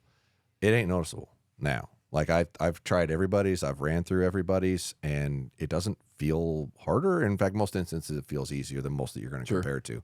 And it's the transition of what we've done in the last 10 years ish to this sport, chasing speed, energy, efficiency. It's going to get harder to pull. Yeah. But you've tiptoed your way up to it that now all of a sudden this feels normal. You hand them something from 15 years ago that was easy, and you're just like, oh my God, is this thing 15 pounds? It's like, nope, that's what 70 used to feel like. Yeah. Check out this VTEC. It goes 308. Yeah. And boy, it was smoking back then. Oh yeah. Heck yeah. Oh yeah. Oh, the evolution. And I love it. I really love watching these things progress, and every year going, how are you going to get more out of this? Yeah. Because that's how we've survived forever, right? And we've kind of hit this point, it seems like, because I can't even say it seems like we have, that these things just aren't really going faster. Yeah. Which is probably why You're at practical limits. well, for and that's getting there. probably why there was such a like, oh my gosh, how does this do that when PSEs came out? Well, there's things going into that are causing that. But regardless, I like everyone's within 10. Period. Like if you're unless you're like taking their smooth choice or whatever, comparing it against an aggressive choice. Everyone's bow's potential speed is within 10 feet. Yeah, I mean, we're Period. all dancing around the high end. 85% efficiency level. Like in a closed system machine, like unheard of. Yeah. Unheard of. So, when you get to how efficient we really are, then it's just stored energy, right? So you build a 4-straw curve. I'll get boring here for a second. I'll go nerd it here. Do it. You get into Love a 4-straw curve. The area under the curve is the amount of energy that you store. And then you do a letdown curve, which is a hysteresis curve. And the hysteresis curve shows you how much energy is lost just through friction, essentially. So when the strings settle back into the cam grooves, when the cables settle back into those grooves, all those types of things are taking away from your efficiency. So you store all this energy, which, oh, by the way, when you define what a primitive weapon is, it can't have more energy come out of it than you put into it. Like there's even states that actually define it that way. So which also creates fences around like how fast can we go? PSE's new bow, 5 1/4 inch brace height, like 30-inch draw. They have 1 1/4 inch more power stroke than anybody else, which is where they're getting a bunch of it. Then, even stuff that's part of the piece of it. So vibration, noise, all that's energy. That's all in a part of like we lost efficiency. Rotational mass is certainly one of them. I mean, I heard you guys talking about bearings. I've got some opinions about that conversation, but we'll just leave that out right now. Why? Hey, hold on, time. We never did tell you ahead of time. Hey, if you say something and you go, "Hey, I don't want that in there," we'll just cut it out. You can proof it. No, we no won't. problem. Yes, you will. Don't do that. Don't do that. But We had to redo Randy's like Twice. Twice. Yeah. The it's like, speed. come on, man. It's okay. The speed at which these things rotate. Like when you look at the bearing, I mean, these are high-speed bearings. They're meant to go 10,000 RPMs for dentist drills, like that kind of crazy speed, right? That's what they're built for. I mean, I don't buy them from a dentist guy. I'm making a little bit of that up, but Same product. at the end of it, it's the premise. But that thing doesn't have to be perfect. Like I'd spin that cam for like a millisecond, and it's not rotating like a lot. Right. It goes from here to here. Yeah. And that happens so fast that if it's junk and the balls are falling out, now I'm going to have a problem. But the bearings, like it's almost immeasurable. If you have a really good chronograph, a perfect bearing and one that's less than perfect. It's almost immeasurable. So the friction loss between a great one and a poor one is not that. Yeah. Okay. It's not. Interesting. It just isn't. Because it's not doing it for long enough. You have 0 to 200 And- miles an hour in this long of a distance, and it's over. And the with. force that it's overcoming is unbelievable. Like it's so fast and it's so small of an amount of time. The friction is just not there. I mean, it's there, but it doesn't inhibit stuff. Yeah, I don't I'm think not the telling you to average- shoot your bow with shit bearings. That's not. That's not not what what I'm I'm going for, no. I'm just trying to No. give some explanation to I don't want everybody freaking out, going like, ooh, Yeah, take it to the shop. Yeah, I think the average person has no comprehension of how fortunate we are with what we get. Yeah, Really. it's fair. Like if you compare it to any other industry, like no one's this efficient. Not No even one. remotely close. No like it's one. wild. Like, and which is the other scary thing, right? It's like, where does it stop? Or does it? Or are we there? Like, are we going to be looking at bows 10 years from now that aren't any faster? Realistically. I mean, right? we kind of are today. We were Yeah. we had 340 bows 10 years ago. They were the turbo versions of stuff, you know, shorter brace heights, static brace heights. But, you know, at the end of the day, the industry's kind of at practical limits. I mean, you're not getting anything for nothing here. And my shoulders aren't getting any younger, and neither are yours. So, you know, when you look at, it's all about how much energy you store. So if you want to store more energy, you want to go faster, you just shoot 80 pounds. If speed is just one thing, though, and it's interesting when you think about what are all of the things that a consumer makes their buying decision off of. It's cosmetics. They either like it or they hate it. Color, which Josh loves. Draw feel. Shot feel. Probably today more than ever, accessory availability. Like, you know, is it a system? Hand shock, residual vibration, mass weight. Tell me another one. Oh, you got it. That's it. That's it. Did we say noise? Yes. Traditionally, there's primarily 3 reasons why somebody buys a new bow: faster, smoother, quieter. Those 3 things. Or sorry, faster, quieter, lighter.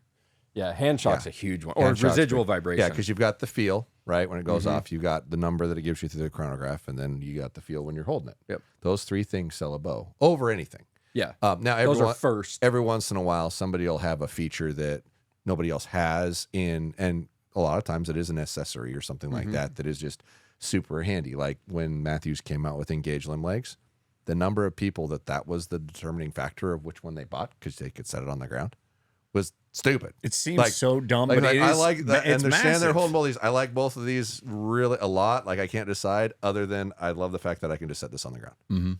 Right. So as an example. Yeah. Did right? the Ghost Sticks do that for us? Well, yeah, like the questionable thing went away. Yeah. Like, because it's, I mean, let's be real. Traditionally, the majority of people are trying to settle between you and Matthews. Yes, there's a bunch of other brands out there, and I'm not trying to downplay anybody's shape in the market, but you have to be living under a rock to think that those aren't the 2 biggest players in the game, and frequently the biggest players draw the biggest crowd and end up with the most sales. So that it's a lot of time coming down to those 2 things. And after you added Ghost Sticks, and it was like you could show somebody, hey, does the same thing. Yeah. Pretty much. Done. And Yeah, the nipple of hesitation went destiny away. was probably not a terrible idea, so you're not just sticking your cam straight down in the ground. The kickstand? Yeah, I'm not going to call it. You call it. my hunting my hunting bow. This is like it's like the whole thing's like mud. Yeah. I mean, there's like a level of dirt crap I all stuff over the mine in bottom. the dirt of it. all the time. I But don't. I never got fixated on that. I don't know write people a check do. for mine. Well, yeah. Fair. Yeah. I do, but I just get rid of it at the end of the year. So it doesn't matter to me. Yeah. If it's just People are scratched fixated dinged on up, it, but yeah. I can appreciate like paying a lot for something and wanting to just keep it nice. Yeah. You know, we put the kickstand on there because it was like people didn't like having to put their cam in the mud, and people talked about it. Yeah. And so that's why we put it on there. So yeah, now you set it down, you're not setting it on the groove. You're setting it on something that was designed for. Exactly. But the farther apart you get the points of balance, the more likely it is to stay up. Agreed. Like the negative with the legs that are all close to each other is when you go set it on the ground better be pretty close to flat, or it's just going to fall over. Yeah. Right. And a lot of where I've hunted in my life, you couldn't use it anyway. Yeah, Which is why in the mountain typically cliffs. I'm Yeah, leaning yeah. it on the front stabilizer Yeah. and those 2 legs. If you're doing something, Yeah, I'm not even leaning. So once again, your cam's not in the dirt, you whiny little bitch. I know, that's what I'm saying. It's not on any of them as long as you got 2 points on here. That's what that's yeah, how I the set it longer up. stabilizer and just something in the front is Yeah. ideal, and you're not even touching it. So, so I want to go back to something we talked about, and from here we'll be like, if you want to cut this out, we will. Okay. No problem. Right?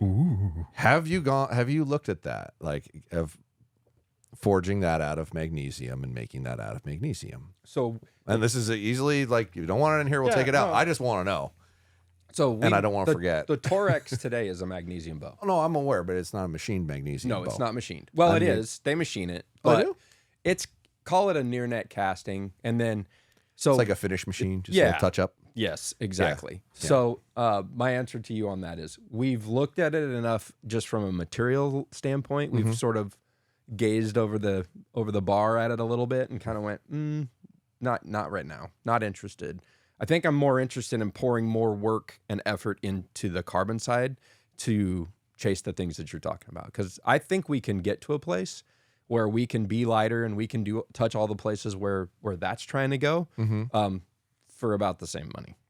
And I point to that, I'm just talking about the magnesium one that you're the referencing. concept of machining a magnesium riser as opposed to this, because I mean, you've been dealing with carbon for a long time now. 2009 was the first Yeah, one. I mean, not the first one ever made, but our first decent one ever made. How about that? Yeah. Is that fair? Yeah, because the ones that's that came very out fair. before it were just like, what is this? Oh my god, shit is accurate, 100% accurate.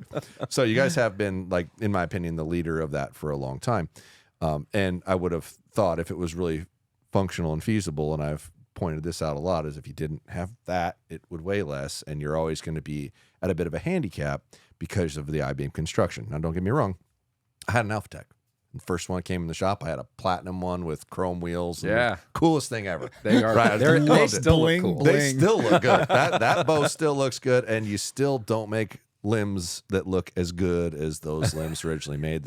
Like 17 layers of clear coat and shiny. And you could, like, nobody touched the quality look of your product back then. Can't even buy that paint anymore. You can't. Yeah. They don't make it. Right. But They do, but gorgeous. not for, Like, you can't spray it in this country. For any of a connoisseur per se, yeah, you can't spray it here. That's probably part of the reason why this isn't made here, would be my first guess too. But for any consumer out there, you want a really aesthetically beautiful looking thing that is just like, you'd appreciate it. Get an old Hoyt target bow. If you ever see one for sale or find one somewhere that isn't just beat to shit, like, it was a marvel of the quality of making something. Yeah. In a much more primitive era of understanding. But just that's a beautiful. good way to put it. Just beautiful. But I would have thought that we'd be lighter here for how long you've had this, if it was really feasible. I have no objections to carbon in general. If it's done right, it's actually really good. Yeah. It's still relatively heavy. And once again, I come at it from the filter of, your competitor's going to do X, you've got to do Y. Sure. And we're not quite there.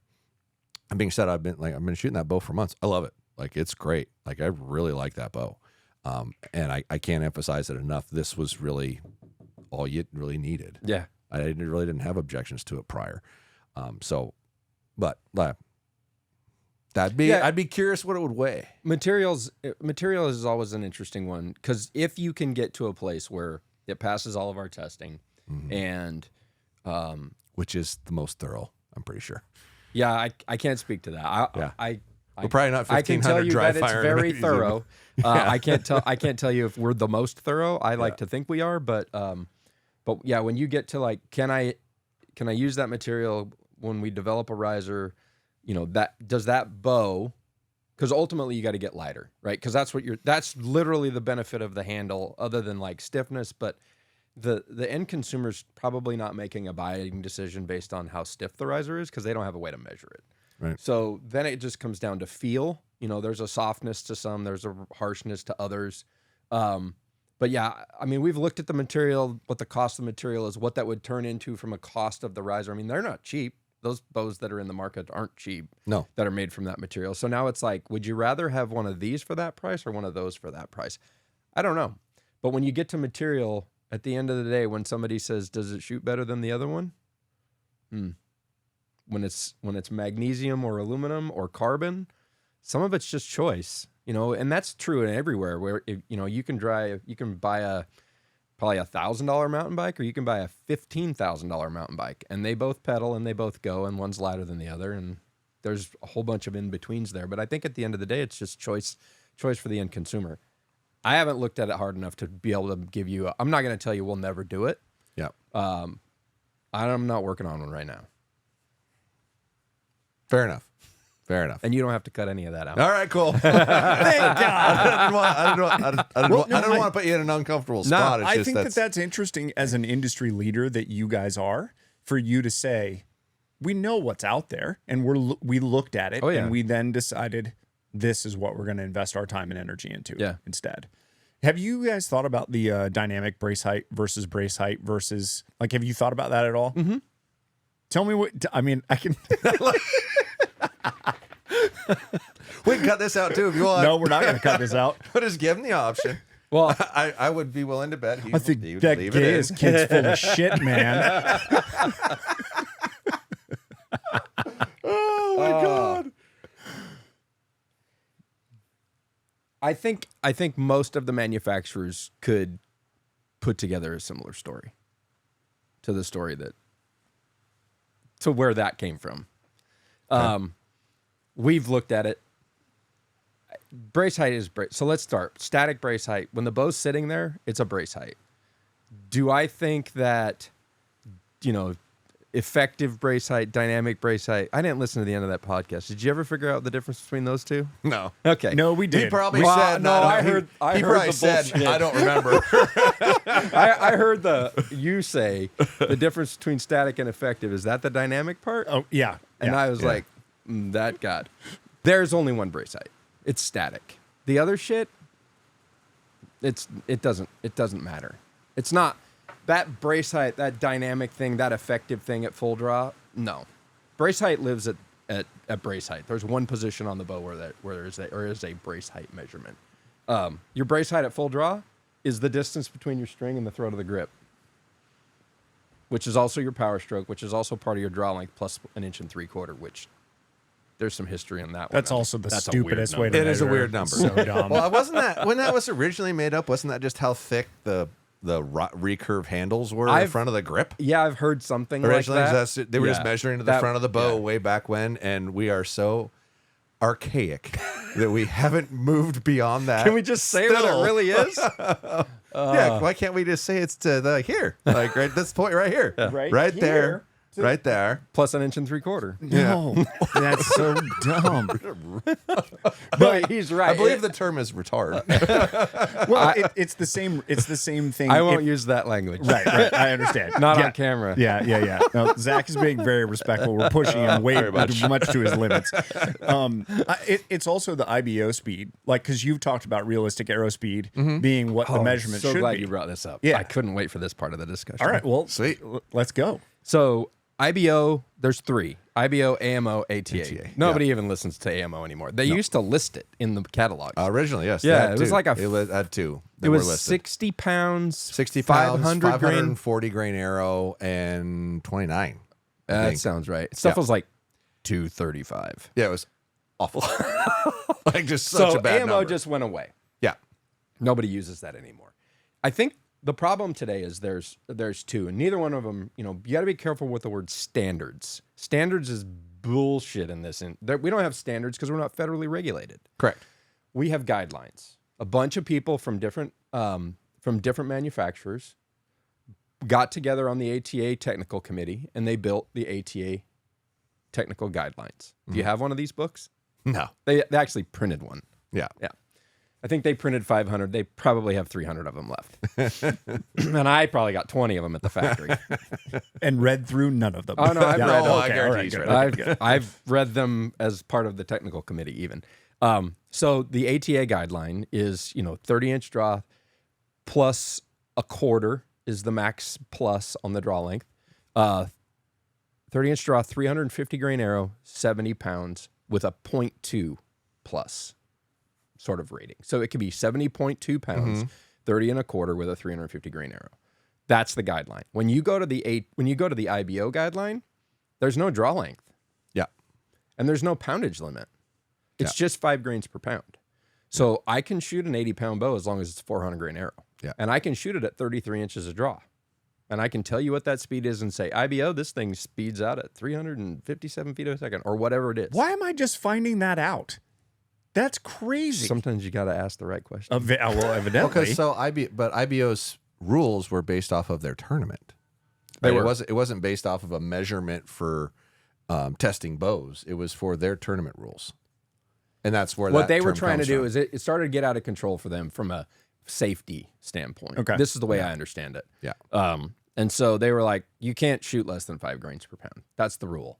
And so they didn't want to limit it with the draw length because if you were a giant human, enter Tim Gillingham and 30, whatever, hit 32 and a half, 33 inch draw length. Like, it was also being used as a pretty major advantage too. So it takes that away a little bit. And then it was a safety piece for them. They were blowing bows up. Guys were shooting stupid ratios from, grains per pound and whatnot. And so, but it still leaves a variable off. So it's not a good thing to use when you're talking about giving something a speed rating because it's missing the draw length piece. Yeah. And so if we were federally regulated, say the EPA and, miles per gallon, right? You look at a sticker on a car and it says miles per gallon on it. And it's like, well, nobody drives 60. I mean, if they do, please stay in the right lane. Yeah. But it's a rating. And it's the rating that everybody uses. And effectively, that's what our speed rating is today. We use a tied knock set, 3 to 4 knots. There's not a peep sight in it. There's not a D loop on it. And then we shoot it through a chronograph. We shoot it through an Ayler chronograph. It's got 2 proof gates. It's about as precise as they get. And we do multiple shots and we run an average, and that's generally what we publish. But, string wax, the amount of string wax can have an effect on that. Oh, yeah. But I've heard you talk about it. It's like, what's the real speed? We actually do a white paper. It's what we call it. And what our white paper is just kind of an in-depth rundown of our stuff. Yeah. We did one for 2025. There's one coming out there's an early version in that backpack sitting over there of the 26. And we talk about what those real speeds are. And real speeds for us is going to be like with a D loop on it. Yeah. I actually have some of them. It's one of the things we talk about. You've talked about it. I've heard you say, like, why don't we just say what they're really going to shoot so people have an expectation? I don't know if I can answer the why in that question, but because that's an industry-wide answer. Sure. So when you get to that space, we publish that. It's in the white paper. Yeah, you guys always do. Like you can look straight up. You want to, and you know what your speed is at every draw length and every config. Yep. Like you can, and we publish it. Yeah, and they publish it. Like you can look it up. But I mean, But you're also traditionally not exaggerating what your stuff does No. either. Yeah, we don't like. I mean, I would call bullshit on me if I exaggerate. So it's just our own expectations, right? Yeah. And I'll, some of that is like when Greg Easton gave me this job, he said, "Don't embarrass the family. Don't embarrass the name." And there's a big name there, and that's serious. So I take that very seriously, and the whole team does too. So it's like, okay, this is what it is, and I can make a bow shoot a little bit faster. I can strip all the wax out of it. Like I can create a perfect condition and give a bigger number. But when we run an average on a number of shots, then we have a real number. You guys bounce it off the back wall, like as soon as it's hitting the back wall, you're snapping the shot off. I did that with Alpha Burner. Yeah, which you talked about the other day. 100%. Yeah, no, I think there's a scar right here. I got hit with an Alpha Burner multiple ripped times. that thing, and I'm like, you will go 340. I will make it happen. Yeah, no, you guys have never been one that I had to get on too much, other than not having a tuning system, obviously, as those things were starting to develop. But you've never been a violator. Like you've been honest. And I remember there was one year, it was a long time ago, where you actually published numbers that were under what it was going to do. Mm-hmm. And I'm not sure whose decision making that was, and you ended up gravitating away from it. But I was like, thank you. Like, this is realistic. Like, a dude's actually going to be able to achieve this. It's just, I think it's time to see another measurement that's normal. Mm-hmm. And for the IBO ATA conversation, nobody uses IBO. Like after they still remember say it. Yeah, I know, but I think it's in unstamped nomenclature. I think they're putting the wrong verbiage on there. Well, I know it because I'm not going to say what happened or why, but somebody published speeds and tried to explain why they were slow and stated that they were measuring at IBO. So I immediately called every single brand and said, "Hey, how are you testing your bows?" And they're all going off the ATA numbers, right? So no one's doing that. That was an inaccurate thing. And I even called the brand that they were testing when they said that, and I said, "You might want to call somebody and tell them what they're saying, and tell them what they're saying is inaccurate, because it's going to start this whole mess of inaccurate information in the public." Right. But nobody uses that. Like IBO uses that as their tester for when you're walking up. If they say, "Hey, go shoot through the chronograph and weigh your arrow and check your poundage," right? That's it. Nothing. No brand uses that. Now, every once in a while, somebody will publish a really weird speed number on a bow that goes to 33, and it will usually say up to this speed, and that's what they're trying to say. Yeah. This bow would shoot this speed at 5 grains at 33. But no one is using IBO as a metric to advertise their bow speed. They're just fudging it, or they're alpha burnering it, or whatever you want to call it, right? Alpha burnering Which, dude, you can squeeze an extra 10 feet out of just about anything if you give it a perfect condition, if not more. Not as much as you used to be. Not able as much to, as but you used to, because yeah. there was not as much give and there's not as much Well, fuckery. some of the stuff that we learned with like the better and better high speed video that's gotten is the amount of energy we were losing just by how the cam would buck out of the string as it would fire. And so, people are always like, well, how do speed weights work? And it's like, well, it's ironic and it's super weird because ultimately, I'm going to jump around for a second here. Do it. When you would measure efficiency 10 years ago, you would put a heavy arrow in something and your efficiency would skyrocket. And it's still better today. The heavier the arrow, the higher the efficiency. Oh, God, why'd you have to say that? Ranch Fairy just start drooling everywhere right now. All right, keep going. Never met him, her, whoever that is. I don't know. Yeah, and as long as your object I never like moves and it's before your arrow gets there, it's better. All the arrow would do is it would make the string stay within the cam. And when you're reeling that string in, you're fundamentally reeling that string in at a really high rate of acceleration. If you buck out of the string groove, you lose that. It comes crazy if you see the videos. They're insane. But when you hang weights on the strings, and I'm pointing to our Wireworks weight on our strings here, when you add those weights to the right spot, what you're basically doing is it's holding it back so that as it reels it in instead of bucking it out of the string groove. And so speed weights create efficiency through that. Yeah. But like Alpha Burner had like one of these. But it was a spiral cam, which lasted for 21 years in numerous different.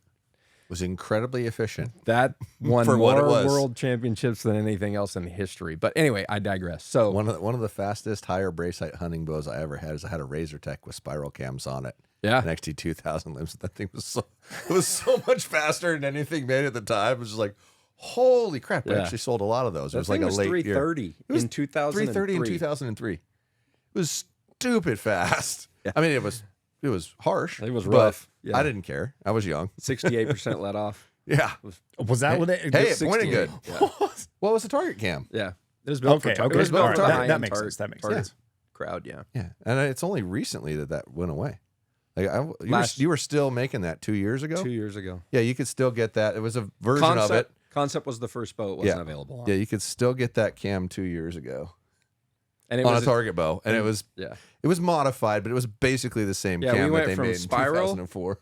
Spiral to Spiral X. Spiral X just had a 3D cable track. Yeah. So that we could pull it away from the deck. It's all just lever arm stuff. And then we went to Spiral Pro that had mods. But it had a foot on it, and that sucked because you couldn't pull into it. It was too harsh, made the front end aim like crap.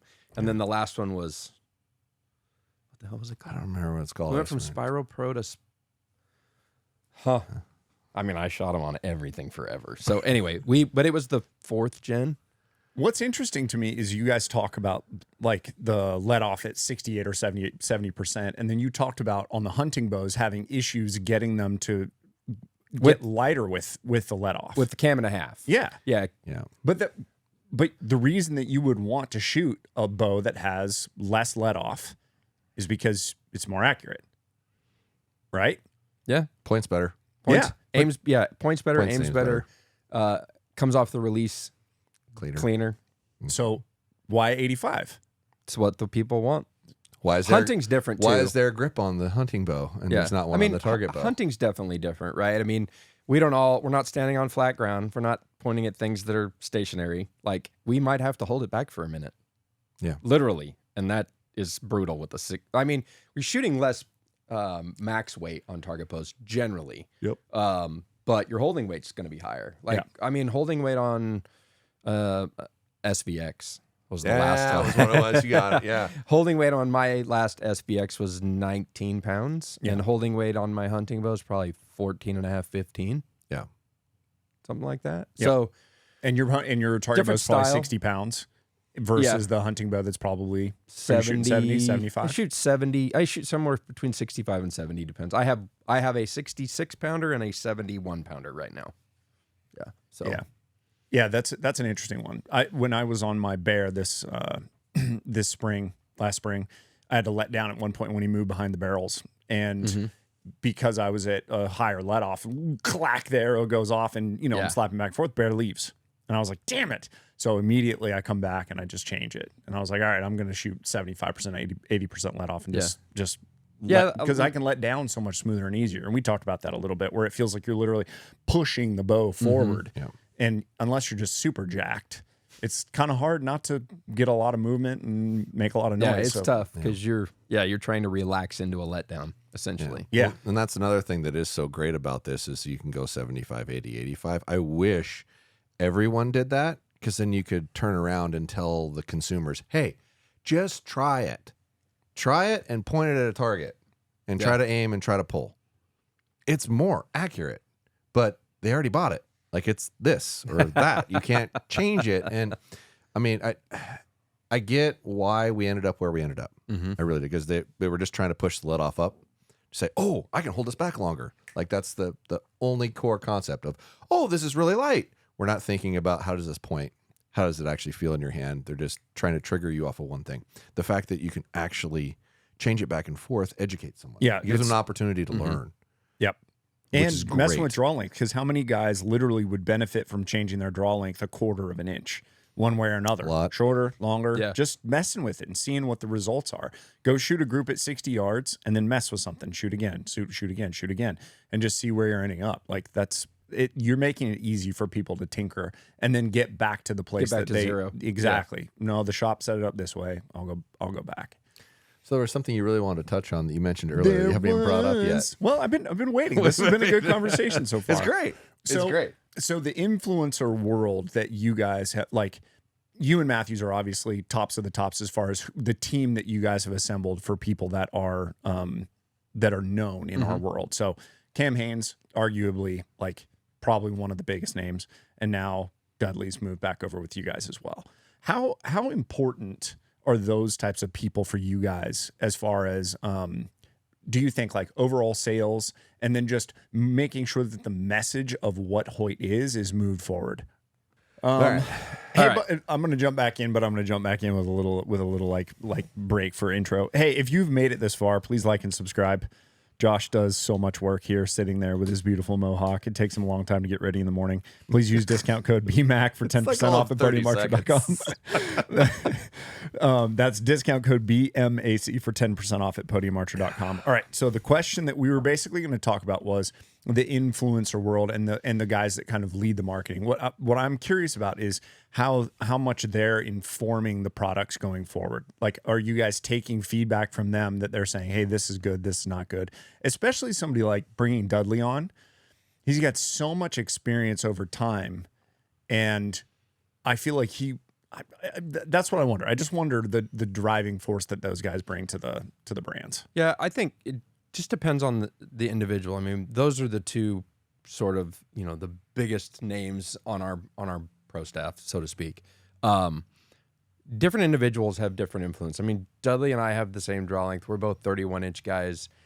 Cameron comes in at a shorter draw length, shoots a heavier poundage bow, has a little bit different wants and needs for his platforms. The hard part is, like, and I think all of the guys, even at our target level pro staff, they're sensitive to the idea of, like, well, this is what I want, but I'm not sure that's what's best for the market. And so we definitely take feedback. Nobody's ever been like, well, you need to do this. It's like, it's usually some experience. Have you ever thought about blah, blah, blah, blah? It's like, yeah, about a decade ago. That's what we do every day. This is right. We just spend our entire lives thinking about this. Yeah, that makes sense. It's always good because you get their perspective sometimes in a situation, that's situational, in a hunting environment. Hey, this happened. Have you ever thought about this? How could this help us? So I definitely think their feedback has an impact on what we choose to do. Like, they are one of the influencers to us, whether it's our pro staff, whether it's our dealers, whether it's consumers that shoot, their experiences, things that the questions that they're asking. That's certainly what drives us to the next level. The influencer level is way more just about the platform of the product to be there. Obviously for, people who haven't necessarily made their decision, or they love Dudley, or they love Cam, or, they love some of our other shows that we sponsor, then we think that translates into them buying our products because they relate to them. They relate to Josh in his podcasts and in his bow reviews. So that type of stuff. I don't know that we're like I'm not over there creating a bow for like a specific bow for Dudley or for any of those guys. Dudley does a really good job. Like his platform is about teaching. Yeah. And he's very vocal about that. He wants free archery information available to anybody who can click on a YouTube channel. Yep. And that's his platform. That's what he does it on. And he uses hunting to sort of, launch that platform into the masses. So Cameron's more focused on, just the hunting side and does a great job for us. I think I'm more blown away by some of the distance running that guy, like, holy crap. Holy cow. I tip my hat. Nice work, Cam. But yeah, all of those people, I mean, it's just a bunch of different pieces of the puzzle, to be quite honest with you. Okay. That makes sense. This might be another thing we cut out.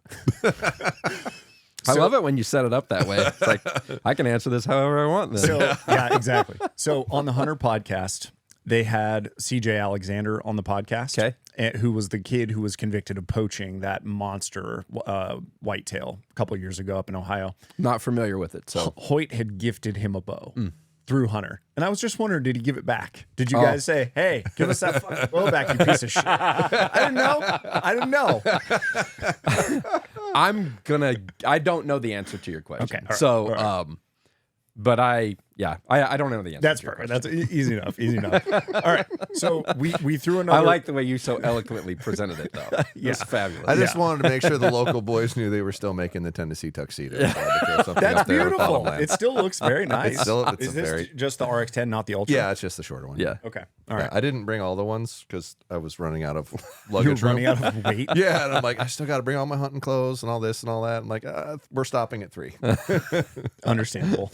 Very, very nice. They also did finally renew the price point bow, which we did. Which I don't have here, but they did send one, and it was very nice. You're going to test it, right? I already did. Yeah, okay. They're all done. It's just how many bows can I put in an extra bag? Yeah, but I'm saying like the Enduro. People will be able to look at it and will be able to look at the specs. And that's awesome. It's great bow, and thank you for finally redoing it. It will be out when this podcast launches because I think it comes out a week or two before.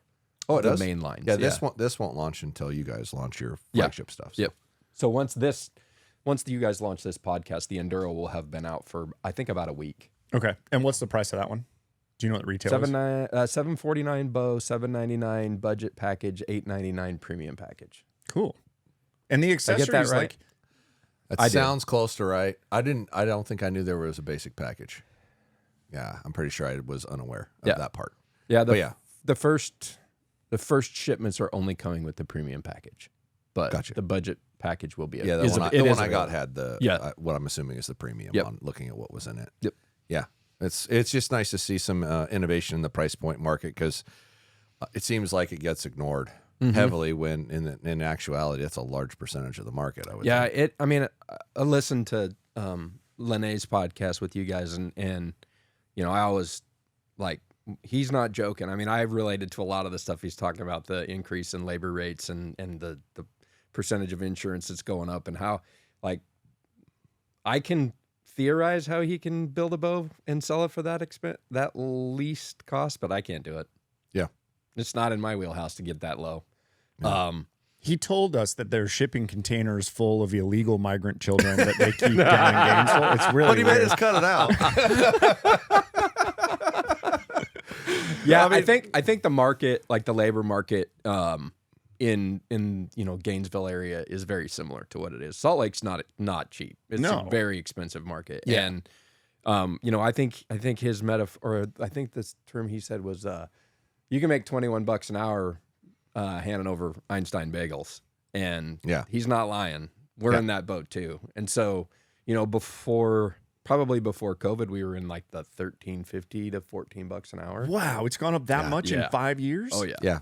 Coming out of high school and never had a job before. You can make 18 if you can't swing a dead cat without hitting an $18 an hour job. Man, that's amazing. Yeah, I didn't know that it was that Yeah. So anyway, I tip my hat to them for doing what they can how they can do that, and that helps them with a ton of volume, which helps them keep Yeah, I it mean, low. his- The volume helps them keep it low. Yeah. Yeah, his explanations were like, okay, I get it, but it's like you must be running thin. Like Yeah. you've got to be running on a really thin margin, and the price of their product still has progressively gone up every year. Yeah. Like they came out with a new model this year, and the Alaskan Pro or something like that, but it's an up in price from Yeah. the Alaskan XT. I mean, there's impacts. like, I think $100 ish somewhere around There's there. impacts I mean, it's everywhere reality. from tariffs to labor. I mean, tariffs don't just hit you on stuff that comes from overseas; it hits you on the stuff that gets reshored. You know, aluminum's almost to the height that it was when we came out of COVID, and that was the highest it had been in a very long time. And aluminum's very close to that rate right now. So those prices, those costs, all that stuff keeps pushing, which is why that category is important to the whole industry. I agree. Not just from having something available for the new person or for the person who just doesn't have the means to pay $2,000 for a bow. But it's also important for us because it helps us with volume, and volume's a big deal. It's how we absorb the overhead. I mean, Jonathan talked about that with, overhead's a big deal. I mean, our building is 100,000 square feet. Like, there's a lot of stuff getting absorbed in there from that standpoint. And so, we probably would have done it sooner. Just had a lot of projects in front of us. So, we're excited about it. We're excited about it. That is a cool segment of the market because people are still getting a really quality product, and the accessories that you guys make are legit. Like really good accessories. So for you to have a package deal that's out the door at, under $1,000 that's good. I think that's really cool. Yeah. I'm grateful for you making a tuning system, and it's what I expected from you when you made it, because it was thorough, well thought out, easy to operate, and didn't make the bow any louder. Yeah. And didn't vibrate anymore. Like it feels exactly like it did last year. And that was the one thing that I was concerned about. I was like, oh, how's this going to do in a decibel test? What are we going to have to give up? I think it was actually like a half a decibel quieter than last year. Believe it or not, which I would have expected that was impossible. So, and not like ridiculously heavier because of what you were making. Right. So I'm just super glad you did, and I'm excited to see how your year goes because I think they're incredible. I really do. Yeah, great. Well, appreciate that. Yeah, appreciate what you guys do. I mean, it's been a great experience. I'm happy to come out here. I mean, I even jumped in and went to the Vandy game last night. So Nice. Sick. Awesome. Well, we're excited. They're doing pretty good this year. It was fun. It was a fun environment. Sports. Is it football? Vanderbilt. They have baseball too. Yeah, And they're they have actually basketball. really good at baseball. Yeah, they're really good at baseball. They're traditionally not exactly a football powerhouse, but I think they're ranked 17th or something. They were right now. 10th yesterday, They were 10th and they beat Missouri. Oh, sweet. Yeah. Yeah, they're good. No, It was fun. it's Tennessee that's 17th. I was watching the scores yesterday. The orange ones? While I was That's the while I orange was ones. flying here. So the orange ones. Vandy black You've and lived gold. here since college. I know all the I colors just of the got teams. here. I can How remember. do I know this better than you? Because you like sports. We care about it. Exactly. I didn't watch college football like hardly at all. And now But I'm that's starting cool. to. You were able to come in and go to a Vandy game. Yeah. And then tonight, put your boots on, go downtown. We do a hit little- Broadway a little bit last night. Oh, So, yeah. we Nice. had fun. It was a good night. Cool. Yeah. Good deal. Do a little more tonight and And then head home. head Back home to Utah. tomorrow. Yeah. Sweet. Yeah, happy Fantastic. to be here. Thanks for the invitation. Absolutely. Yeah. Thanks Anytime. for coming. Open invite. You ever got new stuff to talk about? Come on by. Love Fair to have enough. you. It's Okay. a great conversation, Zach. Thank you. For sure. Appreciate it. See you.